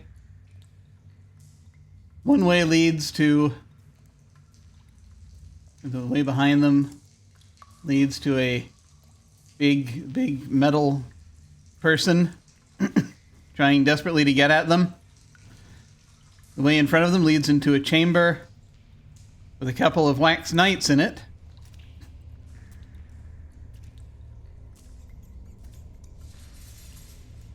And I say they look at you. They actually, I should specify a couple of things. Honestly, that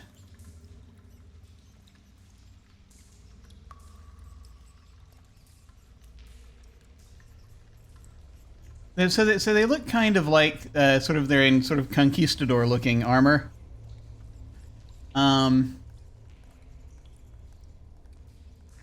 But they have some wax coating them. The main thing is that in their eyes, they have candles. They have candle instead of eyes. Each socket, the ends of the wicks burning. Just casting a pale blue light over everything. And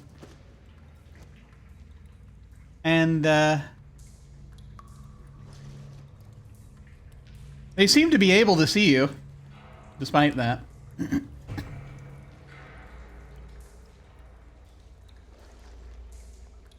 One of them has drawn his sword. What would you like to do? Is there anything past them? Like they've come through from somewhere else? Yes. This looks like it's a medium-sized chamber, I would say, as these things go. It has from it, if you're able to get into the chamber, there will be like 3 or 4 exits, tunnels leading out. And so this is some kind of an intersection that you have reached.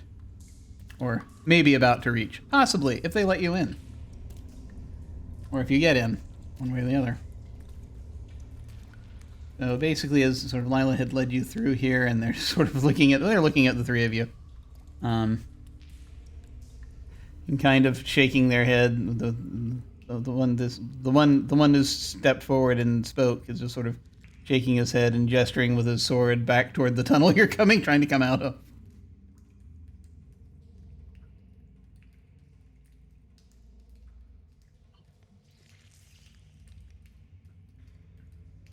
What would you like to do?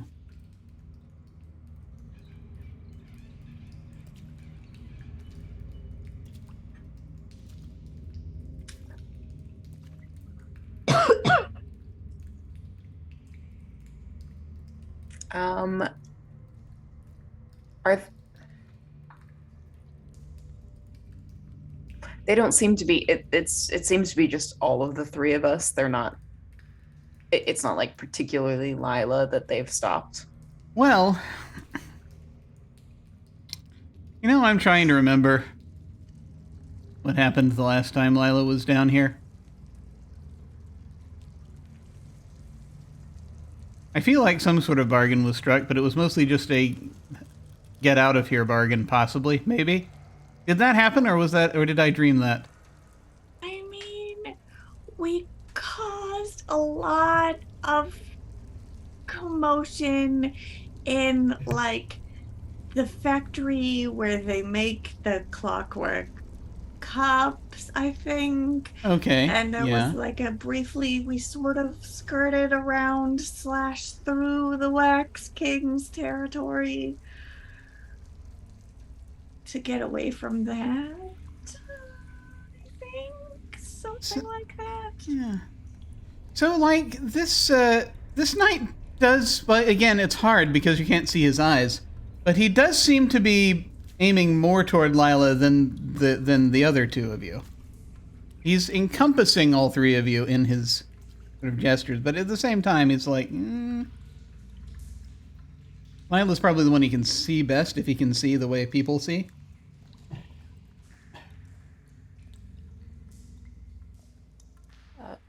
Behind you, you keep hearing, all this tearing of metal and this as he's trying to get the tunnel wider. Listen, we don't really have time for this. There's something behind us that, we need to get through here. Mm-hmm. Is that going to be a problem?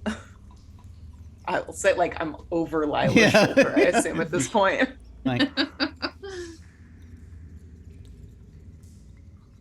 And you'll say,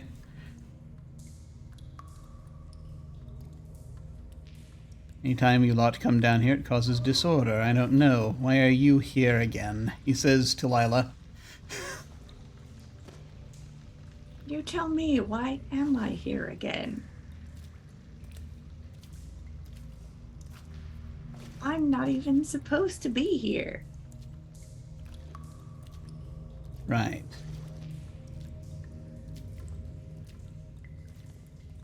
Where is here exactly? I'll explain. He sort of looks around. That thing? Just sort of gestures with his sword toward Isabel a little bit, just who's I guess in the back, and he's like, haven't you come through here already? No? Sort of looks at the other knight and is like, Now we can do this the easy way. Or I can make a lot more disorder on purpose. We just need to pass through. His Majesty does not appreciate ultimatums. He says to Lila specifically.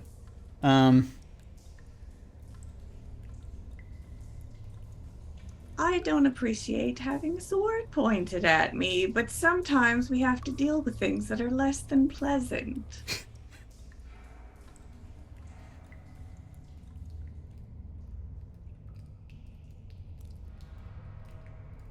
Very well. If you wish to pass through, you will pass through away from His Majesty's territory, and there is a toll.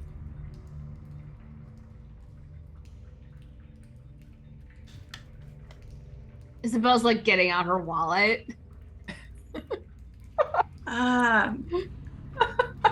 They don't really deal with regular currency down here. Oh, so euros? I've got plenty of those.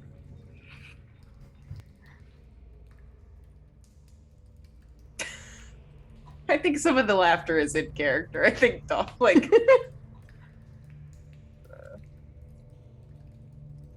Yeah, so we can hear just a little bit of your laughter, but it's probably drowned out by the laughter of this thing. Yeah. The big boy coming after you.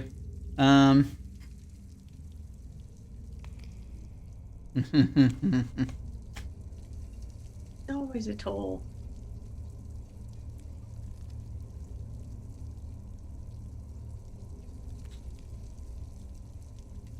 A sight.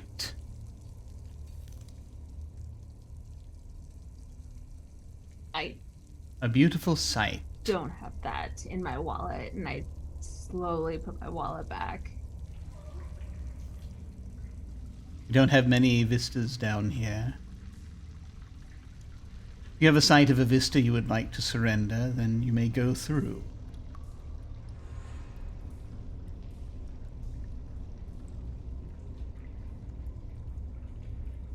What? Yeah, sure, okay. Just has no doesn't really know what's going on. I'll do a sight. Ah. Very well. Sort of steps back for a second. He points to a particular flagstone. One you don't mind parting with. Permanently. He points with his sword to the flag to a flagstone that he steps back from and says, "You may step forward and place it there."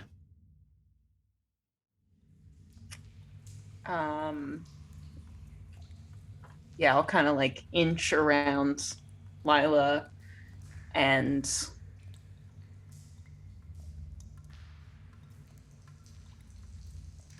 yeah, it's like coming into picture what she said and what that means. But yeah, I'll give up.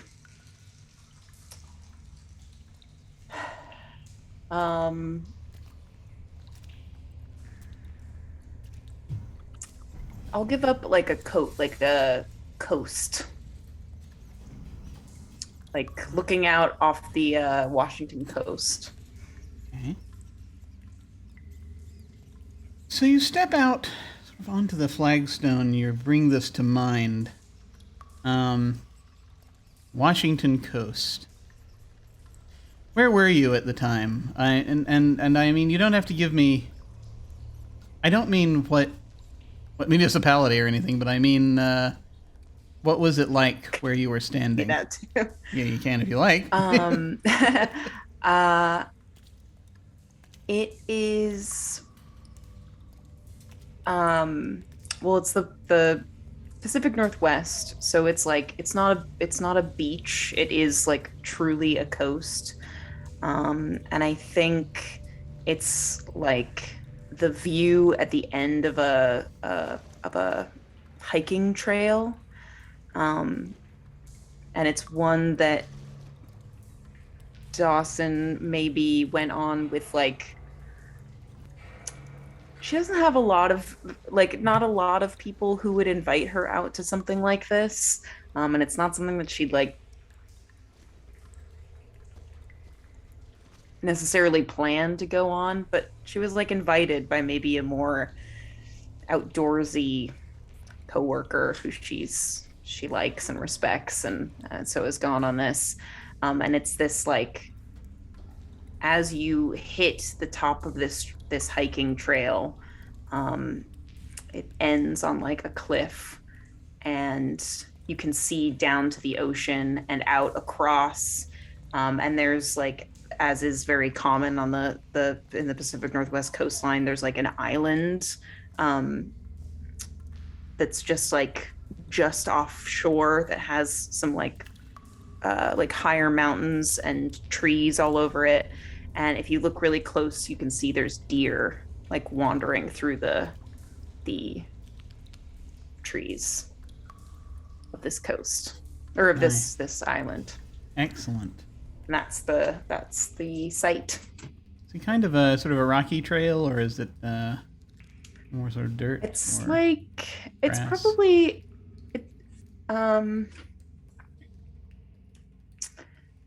it's probably dirt.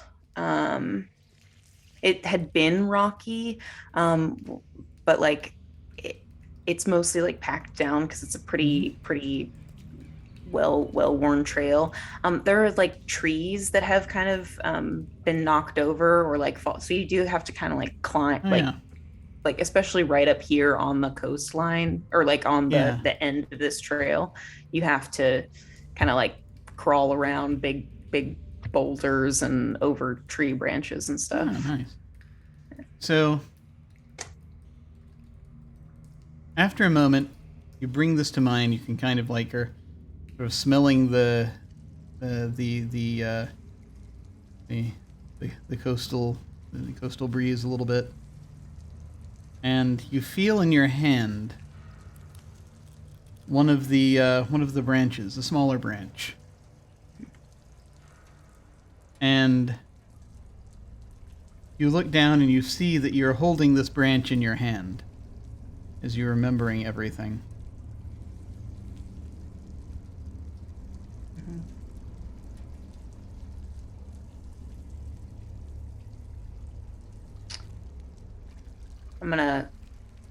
It's like, I think a pine branch. I'll set it on the flagstone and say like, okay, are we done? And I'm assuming that as I set it down, that memory just like. Yeah. As you set it down, that memory seems to wash away. You feel as though you've forgotten something. But you know, it's one of those things where once you forget the thing, it's like you get that sense that you're missing something, but can't quite put your finger on what it is exactly, and what that sight brought to you. And you'll nod. He will take the end of his sword and he will pick it up. Just handily toss it, pull it back. Holding it. Sort of nods. And the other knight looks at it and someone's like, yeah. He will step back. He will gesture with his sword toward his right, your left hand passage.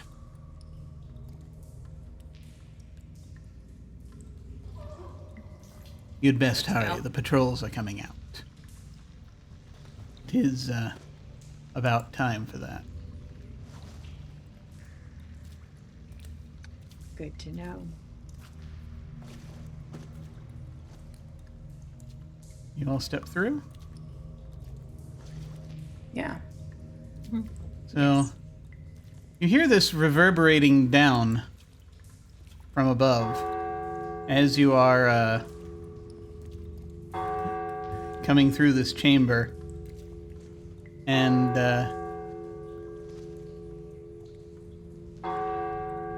coming through the tunnels, coming through into that tunnel, and the sounds of the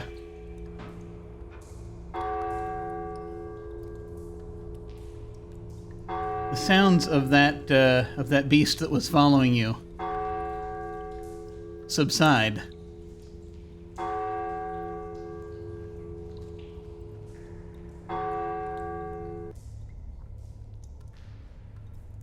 All right, that should have only been 10. For those of you who are counting. I think I said it was before 10 o'clock, didn't I? Yeah. All right. I should have been... I didn't hit the stop button fast enough. Curses. All right. Anyway.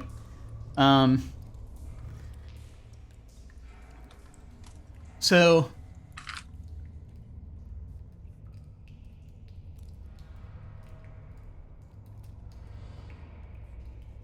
But you hear that, and you hear this shuffling as of sort of shuffling feet of things. You see these again. You're going down these walls, have some wax on them, some wax coating the pipes. You hear shuffling of people behind you as another sort of side tunnel, as you hear people sort of coming in. It's like lots of tramping feet. And there's not like a direct pursuit happening just yet. You can sense it. Lila, you will hear again in your earpiece, and it's kind of muffled a little bit, but it's, I know a place. Not far from where I think you are. That might be helpful to you, perhaps.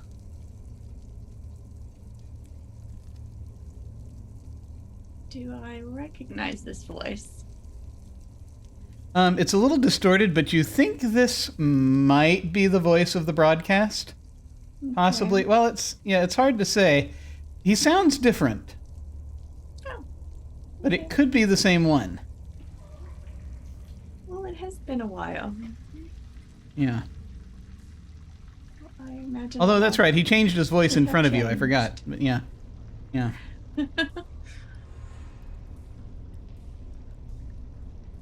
This sounds closer to his second voice than his first voice. Okay.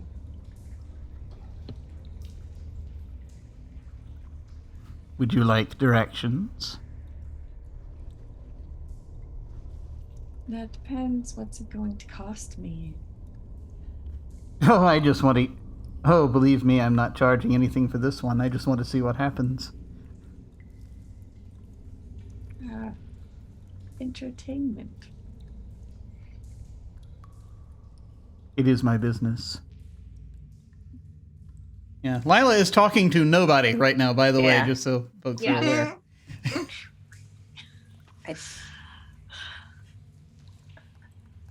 All I think, yeah, Dawson's still stuck enough on what just All happened. of that. Yeah. It's a lot to process.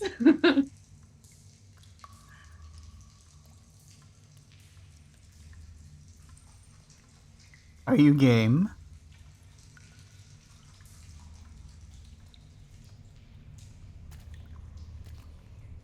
Yes. Excellent. Then you'll want to take the next right. Okay.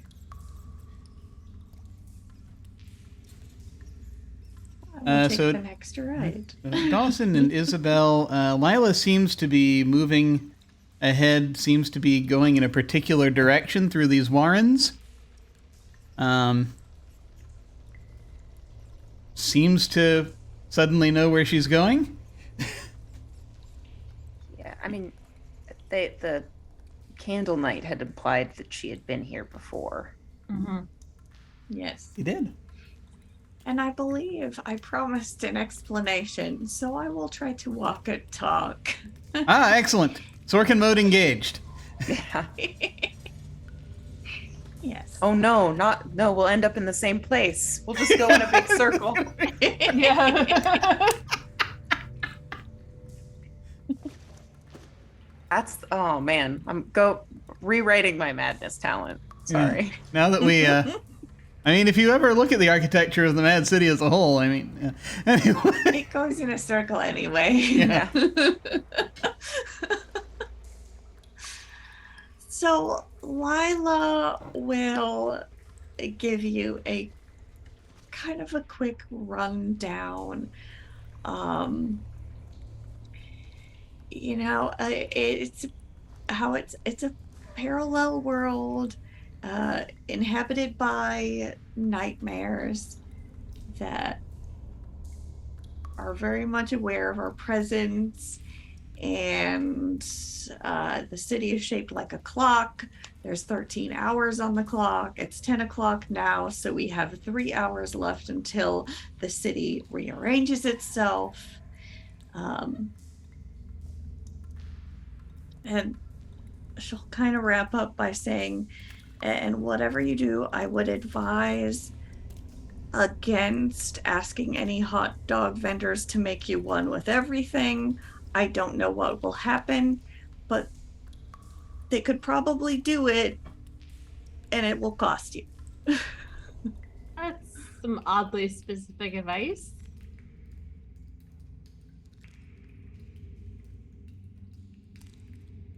So this is a world that is on top of our own. Something like that. Yeah.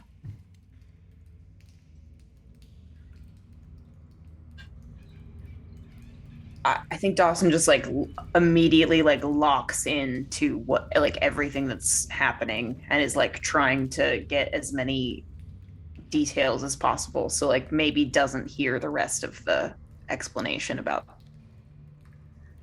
Is probably listens into the shape of it, but if there's anything that's kind of off topic about the world, the hot dog vendor thing, I don't know that she got that.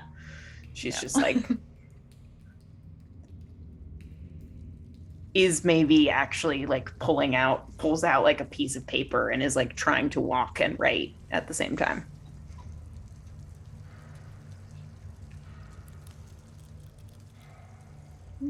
Sorry, did you say parallel universe? Yeah. Just casually, call it parallel that. universe. Uh-huh. Okay. It's just I'm having trouble digesting that right now, because that whole thing with the blue mechanical guy happened, and then the wax knights, and then there was this branch that showed up in her hand, and hot dog vendors, and that's just a lot of information to process. Yep. Okay. And And you've been here before? Twice. Yeah, that too. So do you know how it works? Like how we got here? How? To get out? I'm still kind of digesting the pancakes and waffles from last time, but I have a pretty good idea.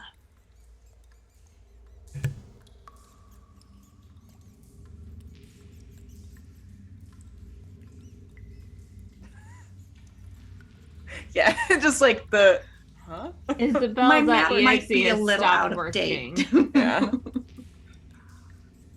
As you are progressing, you notice that the walls are less and less coated in wax, and more just looking like kind of an ordinary sewer tunnel, albeit, 20, 30 years out of date. But you will you end up making a left turn, and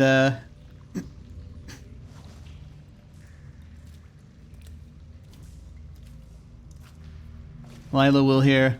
Now I can't say as whether they still have a cover charge. I've not been there in a while, but should be right ahead. And you come upon this sort of area it's bricked in, these big sort of beige bricks. It's what looks like it would be a dead end, except there is what appears to be in the far wall, this brick wall, is a revolving doorway. Okay. And, but wait, there's more. Right. There is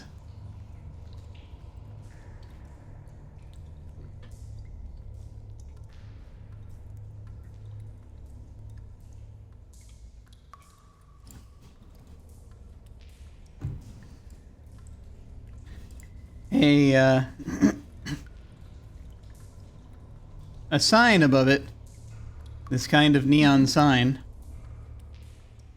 that says Club Absolute, Okay. without an E at the end of the word absolute. There's a little banner under that sign that says Under New Management.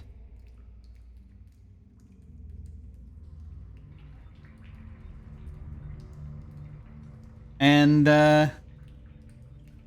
there's no one standing in front of the door right now. It's just the door. It's just the revolving door, and this neon sign that is lit currently. All right.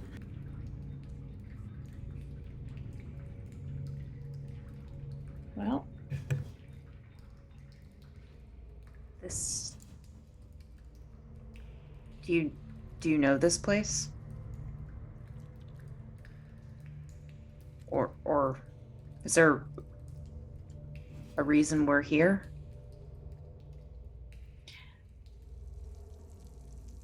because I hold up the guitar, we might be able to blend in for a little while.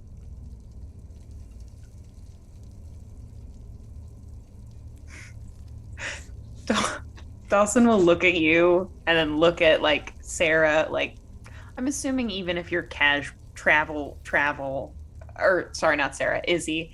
I'm assuming even if you're in like travel mode, you still look pretty like you could go to it. Yeah, like you could go to it. And then Dawson will just kind of like look at her own, just kind of like shapeless sweater, like. Okay. Yeah, okay.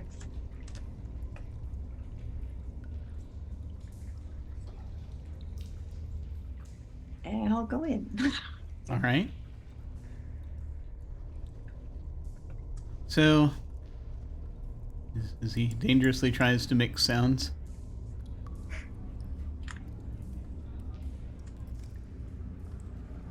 You'll see that there is music playing as you enter this place. There is also a little bit of construction going on. But there are people here. This looks like kind of almost like a speakeasy looking place, but it also has a number of modern touches. There are some kind of overstuffed booths, kind of at, with the padded booths. Off to the side, there's a bar. There is someone is detaching a disco ball from the ceiling. It's like up on a stepladder. There are a few instruments playing on stage. Now let me specify here when I say there are a few instruments playing on stage. Just the instruments. Just the instruments.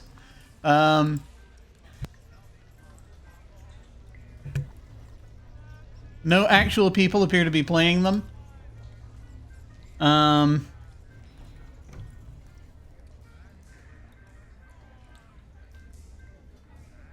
You're going to see there are a few, there are a few folks hanging out around these sort of the booths are kind of wide, the sort of circular affairs that a number of people can sit around a single round table type deal, but they're off to the side to create these sort of semi-private nooks. And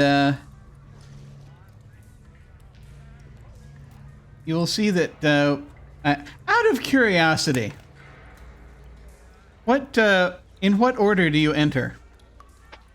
Do the three of you enter?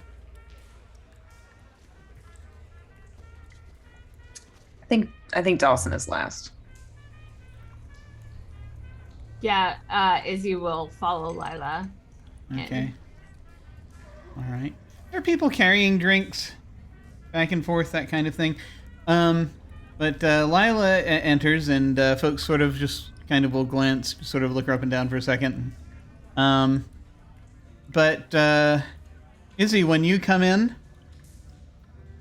you'll hear sort of this as you're sort of entering, you're coming into sight. There's some folks around in one particular booth will sort of raise their glasses, and you sort of hear this. These people, they're all wearing masks.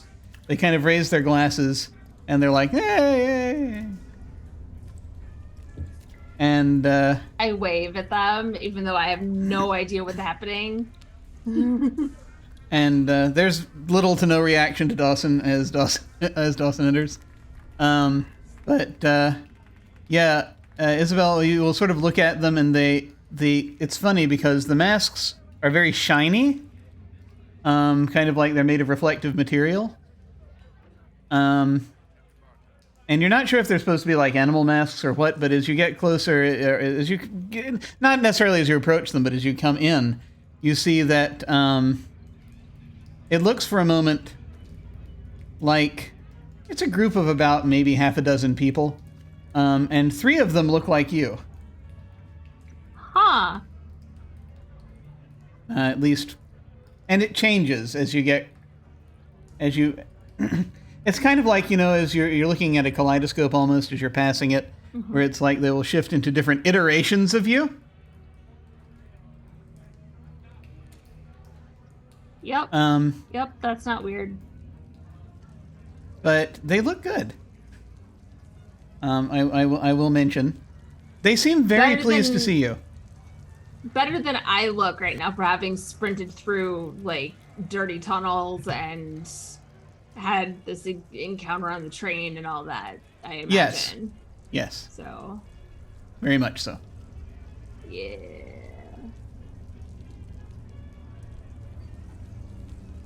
I will kind of nudge Dawson and point at the table of masked people and go and ask, okay, I know this is going to sound weird, but, the whole past half hour has been weird. Does anybody at that table look like me? Does anybody at that table look like her? Yeah, about three of them. Okay. Yeah. Okay. Yeah. I don't know what I'm gonna do with that information, but figured I would have somebody like, brain check me. Gonna immediately do like a scan of the room to see if that's just Izzy or if that's us as well. I know, or I assume that it is, but Well, Dawson will like look around to see. The rest of the room, around that one particular table, you have. It depends. Are you getting any closer to the people at that table, or are you just sort of just scanning? I No. think I'm just gonna stay Yeah. with the two of them. It's hard to define. Kind of. They look like other people also at that, but it's hard to really make out exactly who they look like. But around the room, as you look at the other patrons, and again, this place is it's not full. It's maybe like at most half full, probably even a little less than that.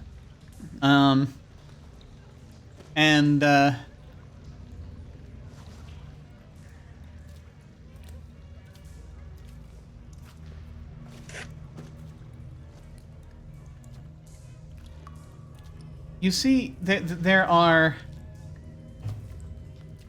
Well, it's a strange thing that sort of at the bar, most of the people in here just sort of look like people who were just tired in here, and just hanging out. They're dressed up a little nicely, but they're not putting in a huge amount of effort. There are a couple of people down here. There's kind of behind, so near the bar there is someone who has the head of a horse and the body of a person. Behind the bar there is an apparently the bartender currently is an ox person also.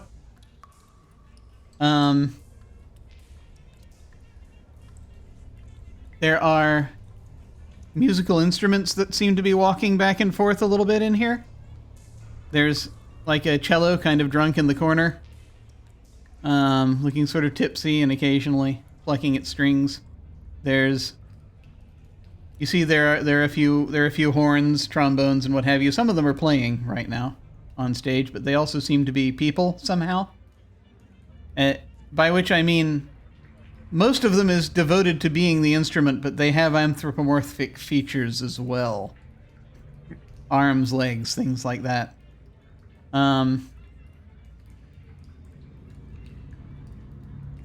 There's a drum section apparently taking a break nearby. So that's kind of the thing. The theme is you get it's mostly people, a couple of animal people, and and a decent smattering of musical instrument people are down here.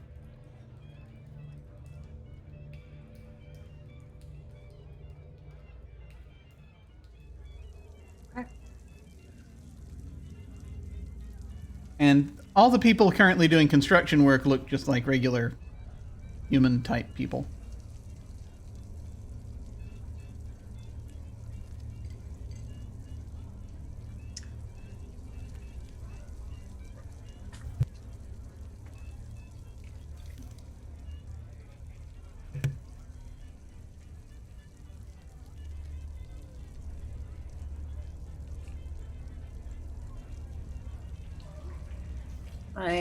Gosh, I'm loving this music. It's so good. I'm assuming we can find a booth here. Yeah, there are plenty of openings right now. Okay.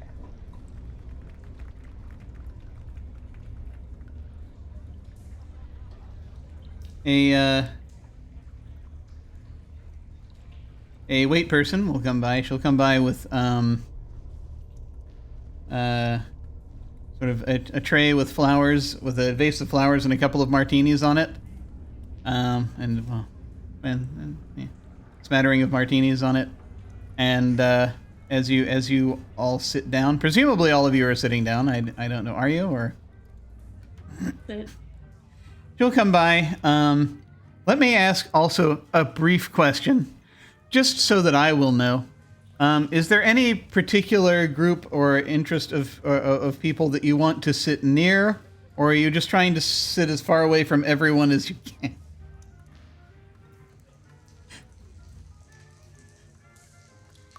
Wherever they sit, Isabel will take the seat that she can keep an eye on the table of people who look like her.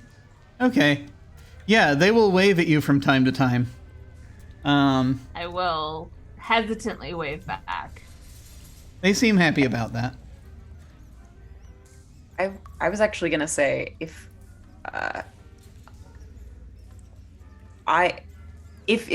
Dawson has any control over it, I will actually herd us to a table that's like in the center of as Okay. many people, Yeah. because I'm gonna try to like get a good look of. I think I'm gonna try to take out my phone and try to take either like panoramic shot or video of what's happening. Because So, brief question. So, you want to get in the middle of people. This is fine. Do you want to try to be just sort of like equidistant from everyone to get a shot that way, or are you like gravitating towards, say, like there's the bar, there's the stage, there's the booths, and then there are tables throughout, and then there's the entrance. You know. Where do you want to put? Where do you want to put us? I don't know. Do either of you have any preference? Then Dawson will kind of like guide to like a booth, but where you can kind of get a view of things. Okay. That's a tiny bit more private, but yeah, no, absolutely. You can, so you sit at a booth.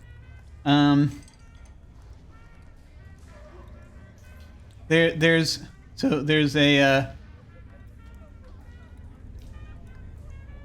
a booth open next to the masked people, and there's a booth open next to 3 human-looking people and 1 person with what appear to be clocks in their eyes.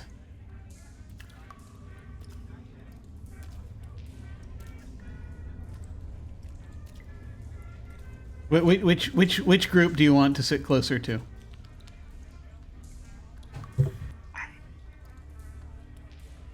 I don't know, Izzy, do you want to sit close to the people that look like you? I'm trying to figure out what freaks me out more. Yeah, right? The Exactly. people who look like me or the clock-eyed person. And I think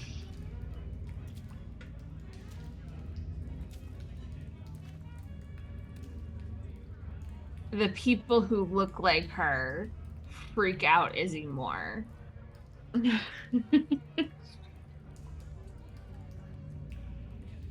So probably sitting sitting closer to the booth with the regular people and the one clock-eyed person. Okay. Yeah. That works. Yeah.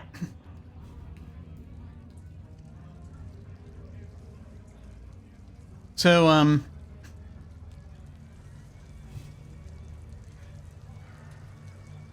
as you sit at that booth, you will also just kind of on the edge of things, you will hear a kind of a light ticking as you sit at that booth. Makes sense. Mm-hmm. And you will, now that you have a slightly better view, also the one clock-eyed gentleman doesn't appear to be. It seems to be drinking water. But also has, you kind of can see a different angle, and it looks like he's got a key sticking out of his back that's slowly turning. All of this is supremely normal, I would just like to say.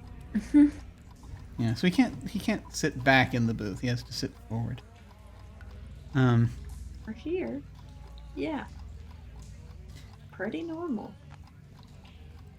The waitress will come by with these. She's sort of she's got a bunch of martinis and she sets the vase of flowers on your table, and she will say, oh, martini.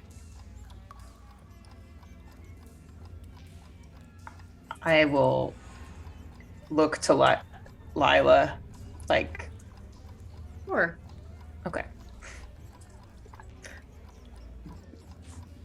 Yes, please. Sure. Yeah. These martinis are a couple of different colors.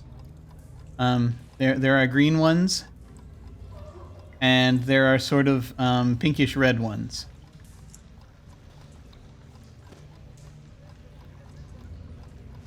Oh, I go for the pinkish red one.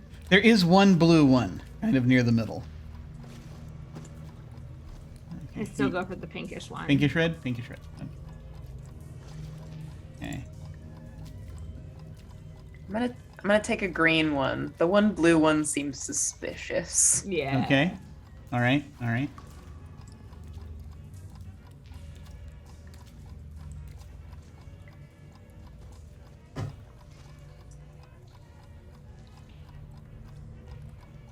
Go with the green one as well. Get a green one? Okay. All right.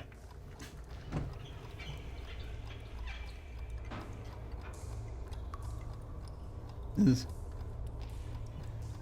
I get you anything else? Do you have a menu? Certainly. And she very deftly pulls a menu out of her apron. She pulls like 3 menus out of her apron and tosses them on the table. And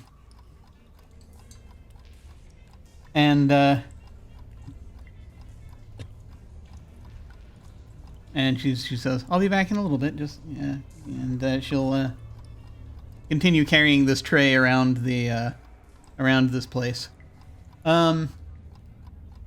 Yes. So this place, you look at the menu.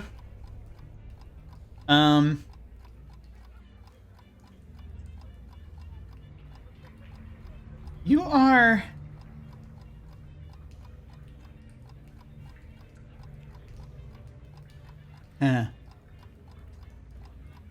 So it looks like this is a sort of it's got kind of it looks like the menu is not very big, at least not right now. There are sandwiches.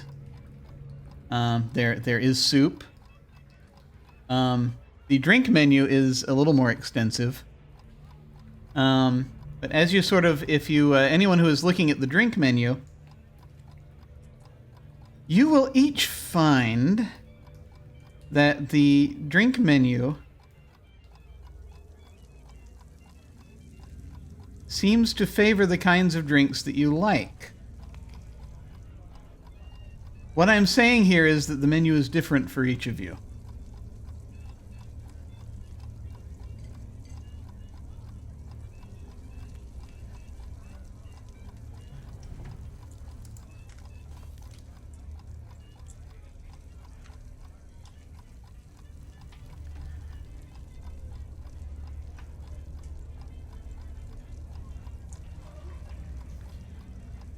If we look at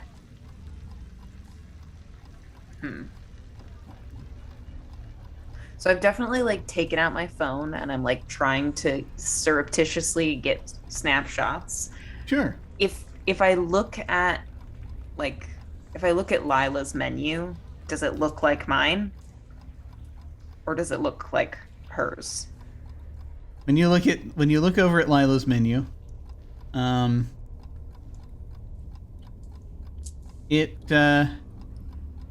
well,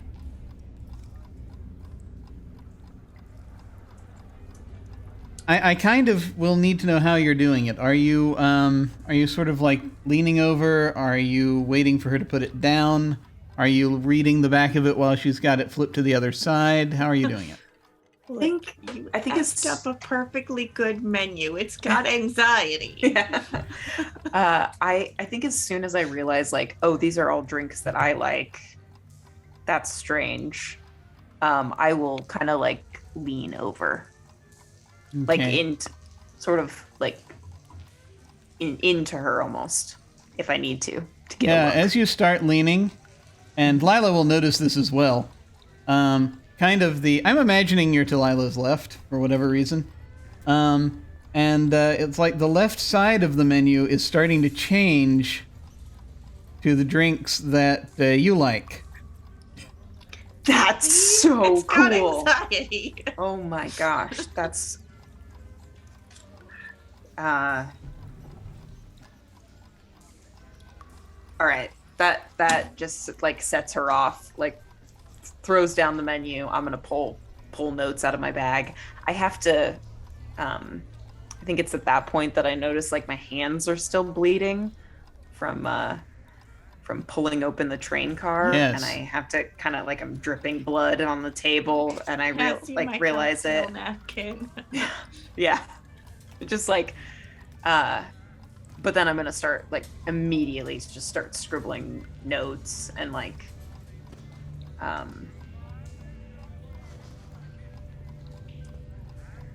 Yes. like writing out equations that don't unless either of you are into math, probably don't make sense. Yeah. It's interesting because also some of the drinks have nicknames.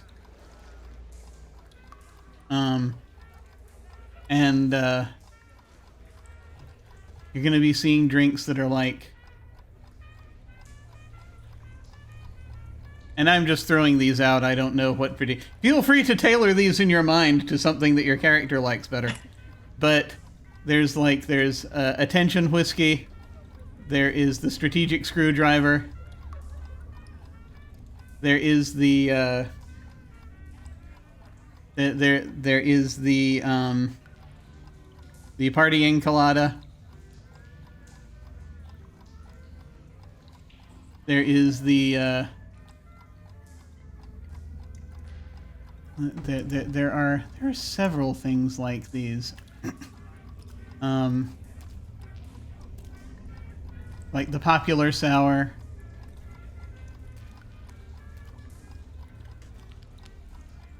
Do they have a grilled cheese of certainty on the menu? No, they do not. They do not have the grilled cheese of certainty. This place doesn't deserve the grilled cheese of certainty.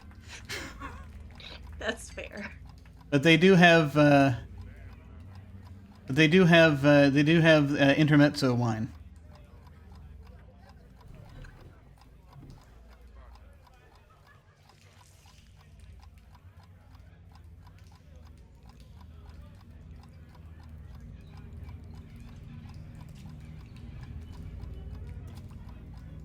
And what about the drinks that we already have? The drinks that you already have actually aren't on the menu, but you do see that there's this little thing sort of at the top of the menu, or probably this little thing kind of at the bottom of the menu that that says it just says Martini Day. Please excuse our construction. So cute. They seem to be giving away martinis while they're under construction, at least for now.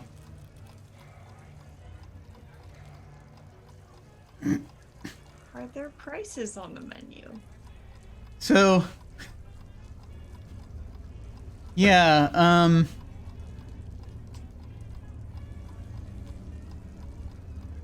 the prices on the menu.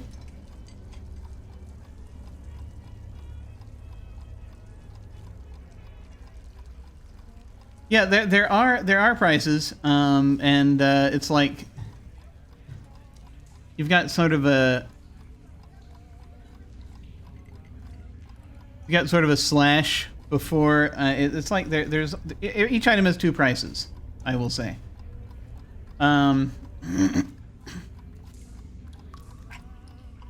One price is, I'm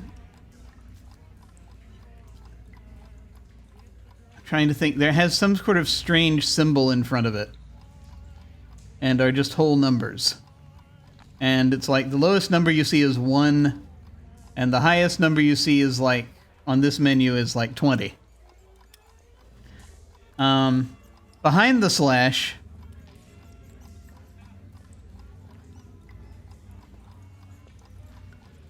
are things like a sliver of infinitude, a bit of space,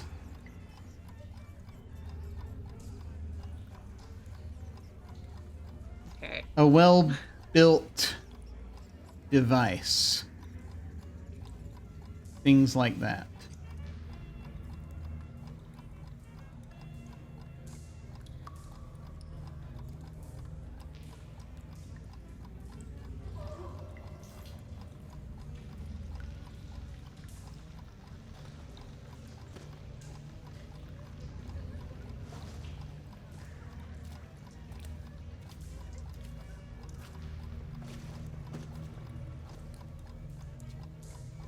And again, that is the case for all the items on the menu, both the drinks and the not drinks.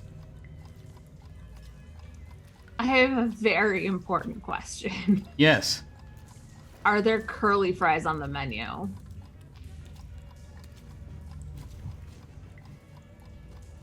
That is a not drink. Therefore, it does not look as though there are curly fries on the menu. It is on the food side of the menu. The food side of the menu is static and the same for everyone. Okay. They have soups and sandwiches. They don't have a very big menu right now of foods.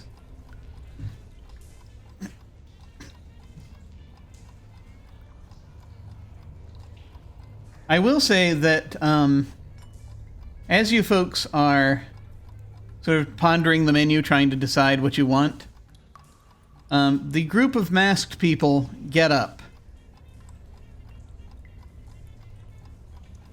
and start to leave.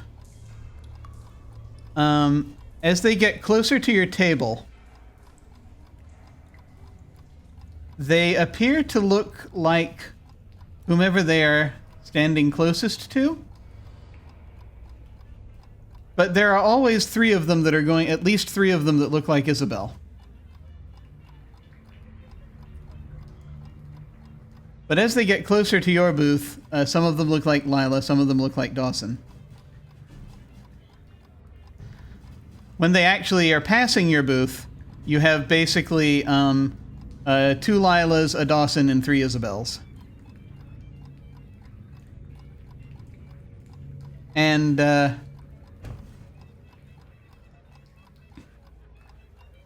as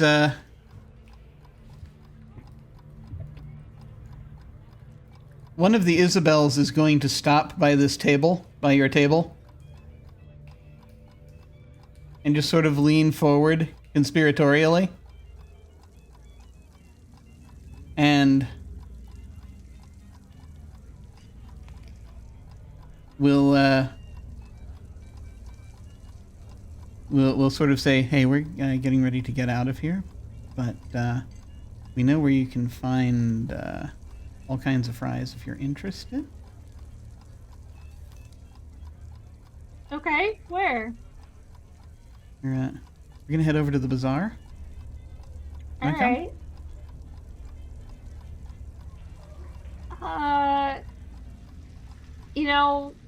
Not right now, because I just got here and I have this lovely drink and my friends are here.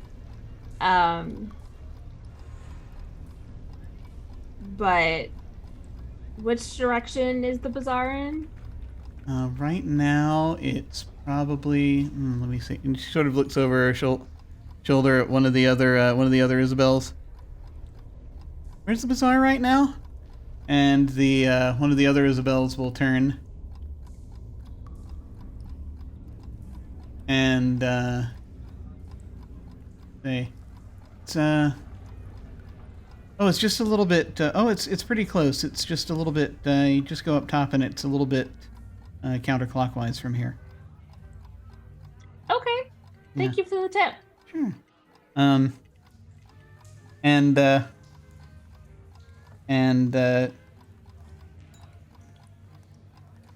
They will. You can see she smiles, and just sort of as she's looking at the rest of it, she says, I think you folks are gonna do really well here, by the way,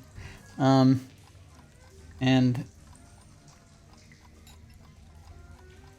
she just sort of gestures to Isabel and will say, "Oh, you especially," and she will, as her fingers come forward, a little card appears. A little card appears in her hand. And she just sort of sets it down in front of you, sort of neatly perched against your martini glass, and says, "Give us a call if you think you'd be interested in the next level." Okay. They will turn, and as one, they will leave. And actually, I will say, one of the Lilas actually hangs back for a second. And just kind of is like, turns back to you folks. And actually, it's weird because they look... It's not only that they look like you all, they look like great versions of you all. I should point this out. Everything's in place, basically. And they look very... They all look very... 9 hours of sleep. Yeah, they all look very well... They don't look tired. They're all look attractive and upwardly mobile. And they will say... Also, just sort of hang back and say, You might want to be careful how long you hang out next to those fellows. And she does this sort of gesturing with her head, but not looking at the booth next to you. He says, when he goes back on duty, there's every chance he's going to report you. So you want to be careful how long you spend here. That's all I'm saying. At least for right now. I mean, you're pretty safe. It's a pretty good place. But you want to keep an eye out, And she will turn and follow the rest of them out. Okay, so that was totally weird, right? The people who looked like us and... Yeah.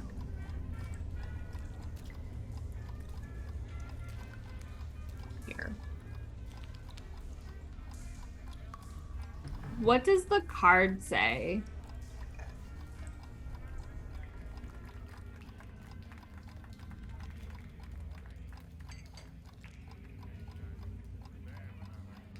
It is, by the way,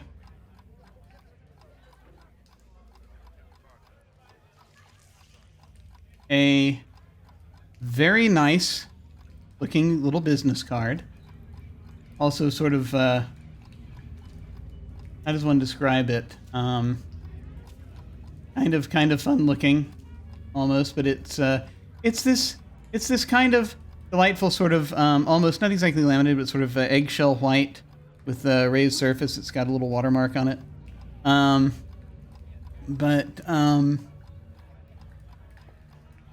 The card says,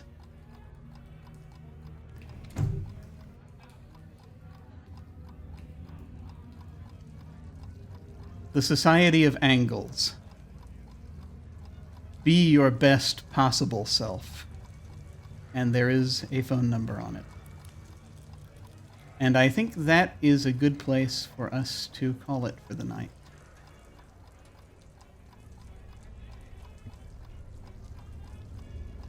As we sit here amongst the jazz and the instrument people and the one clockwork individual. Probably won't be doing anyone any harm. Probably. Yet. He's off duty. I'm sure it's fine. I'm sure everything's going to be absolutely fine. I'm sure nobody holds any grudges against Lila for what she did last time. I'm positive everything will be absolutely fine.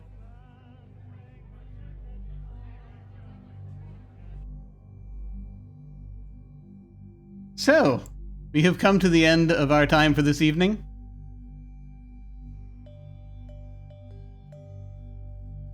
We're going to go around and do our outros. As we will bring this one to a close. And feel free to tell folks where they can find you. And any final thoughts you have about this session, this opening session. I am so glad we have started this. And I just cannot wait to see where it goes. And next week we hopefully will have Ben back. So we'll be able to see how he enters the mix. All right, we go in reverse order. So we are going to start with Sara. Hi, I'm Sara, and you can find me on the internet everywhere that matters at Sara of Swords. And this is where you can find me for right now. So yeah, I had a lot of fun. This was a really intense and very fun first session. So thank you, Jim. Yay! Awesome. I can't wait. I can't wait to see how this ends up being handled. And now we are going to head over to Olivia. Hey, I have been Olivia. You can find me on Twitter at CryOutOlivia. You can also find me on the podcast Material Components, which releases every Wednesday. It is an actual play podcast, which can be found wherever you like to listen to podcasts best. I'm so excited that we got started. I already really dig this system and the kind of complications that come from roles and like the dominating factor. And I'm also really excited about everybody's character. It'll be really cool when Ben's here too to yeah, like you said, throw him in the mix. But yeah, it's been really fun. Yay! Awesome. And finally over to Alyssa. Hey everybody, thank you for watching. Thank you, Jim, for putting all of this together. My name is Alyssa. You can find me on the internet at Shawl Tales. This is the only streamed game I have going on at the moment, but I am enjoying it as always. I'm just kind of trying to sort of hang back a little bit and let everybody else kind of get their toes wet. But yeah, I'm having a lot of fun and I'm very excited for next time. Yay! Excellent. Yes. We've started. It's actually funny because in some ways this was this session was the simultaneously the most subdued and probably also the most opposite of subdued, the most frenetic. This session is both the most subdued and the most frenetic opening session I think I've done on one of these campaigns. It was just sort of interesting to see how things bounced from one to the other as we kind of get this going. I am really excited for this whole thing, and I really want to see sort of what happens with everyone's characters as we sink deeper into the Mad City. So, as for myself, I am Jim Ryan. You can find me at OtherDoc on both Twitch and Twitter. My website is jimyesthatjim.com, where you can find my Geek Observation podcast and links to my various other podcasts, audio dramas, writings, and such. I have links down below to my website, Twitter, YouTube channel, and various other things. Tomorrow is Tuesday, and with any luck, we will be back with Cult Divinity Lost. Hopefully, we've had some real-life stuff we've been dealing with, but hopefully we'll be able to be back tomorrow to continue that particular spiral into madness. It's an utter delight, and Hollow is a great GM. So looking forward to that. On Wednesday night, this week, our Dune game is going to kick off. We've had our session 0 online a few weeks ago, and so we are starting up our actual full RP sessions starting this Wednesday. And there's so much stuff. We've been working on our noble house, and we are. I can't wait to. I really, honestly, I can't wait to dig deeper into what we have already created for it, because it's already incredibly delightful. But then on Friday, we will have the other group in Friday afternoon, a little earlier in the day, for Don't Rest Your Head. This is for the Outer Veil story arc that's going to be happening. I'm very interested to see how they're going to kick things off, and just sort of where things will go there and how they're going to enter the Mad City. So very keen on seeing how that one goes also. Then of course, this Sunday, there's a lot of activity this week. This Sunday, we have we have a post-mortem for our Invisible Sun game that we played here for over 3 years. Pope has very graciously agreed to come and MC it, which, he's really great at these postmortems that he's done. You may have seen him do it for a few different games, including one on this channel, where he did it for our Urban Shadows game. So I'm very interested to see the Q&A and how our players will of that campaign will finally get to talk about all manner of stuff. And so very excited for that. And then, of course, that brings us back around to Monday, when we should have more of this as we continue our journey, and we shall see how things go. I am utterly delighted. Okay, well, when we hit the end card, I'm going to send a raid over to somebody. Did I think about it ahead of time? No, of course I didn't. So I'm going to siphon through some things and figure out who we want to say hi to. Let's see, Friends Who Roll Dice are out. There's the G Game Nights are doing stuff. Jackie Dash is doing stuff. There's a lot of people doing stuff. Manapot, Lost Camera. Too many people are doing things right now. We will pick one of them. Then feel free to hang on and say hi to them with us. That will be when we hit the end card. In the meantime, folks, thank you all very much for watching. Take care, and we will catch you next time. Farewell.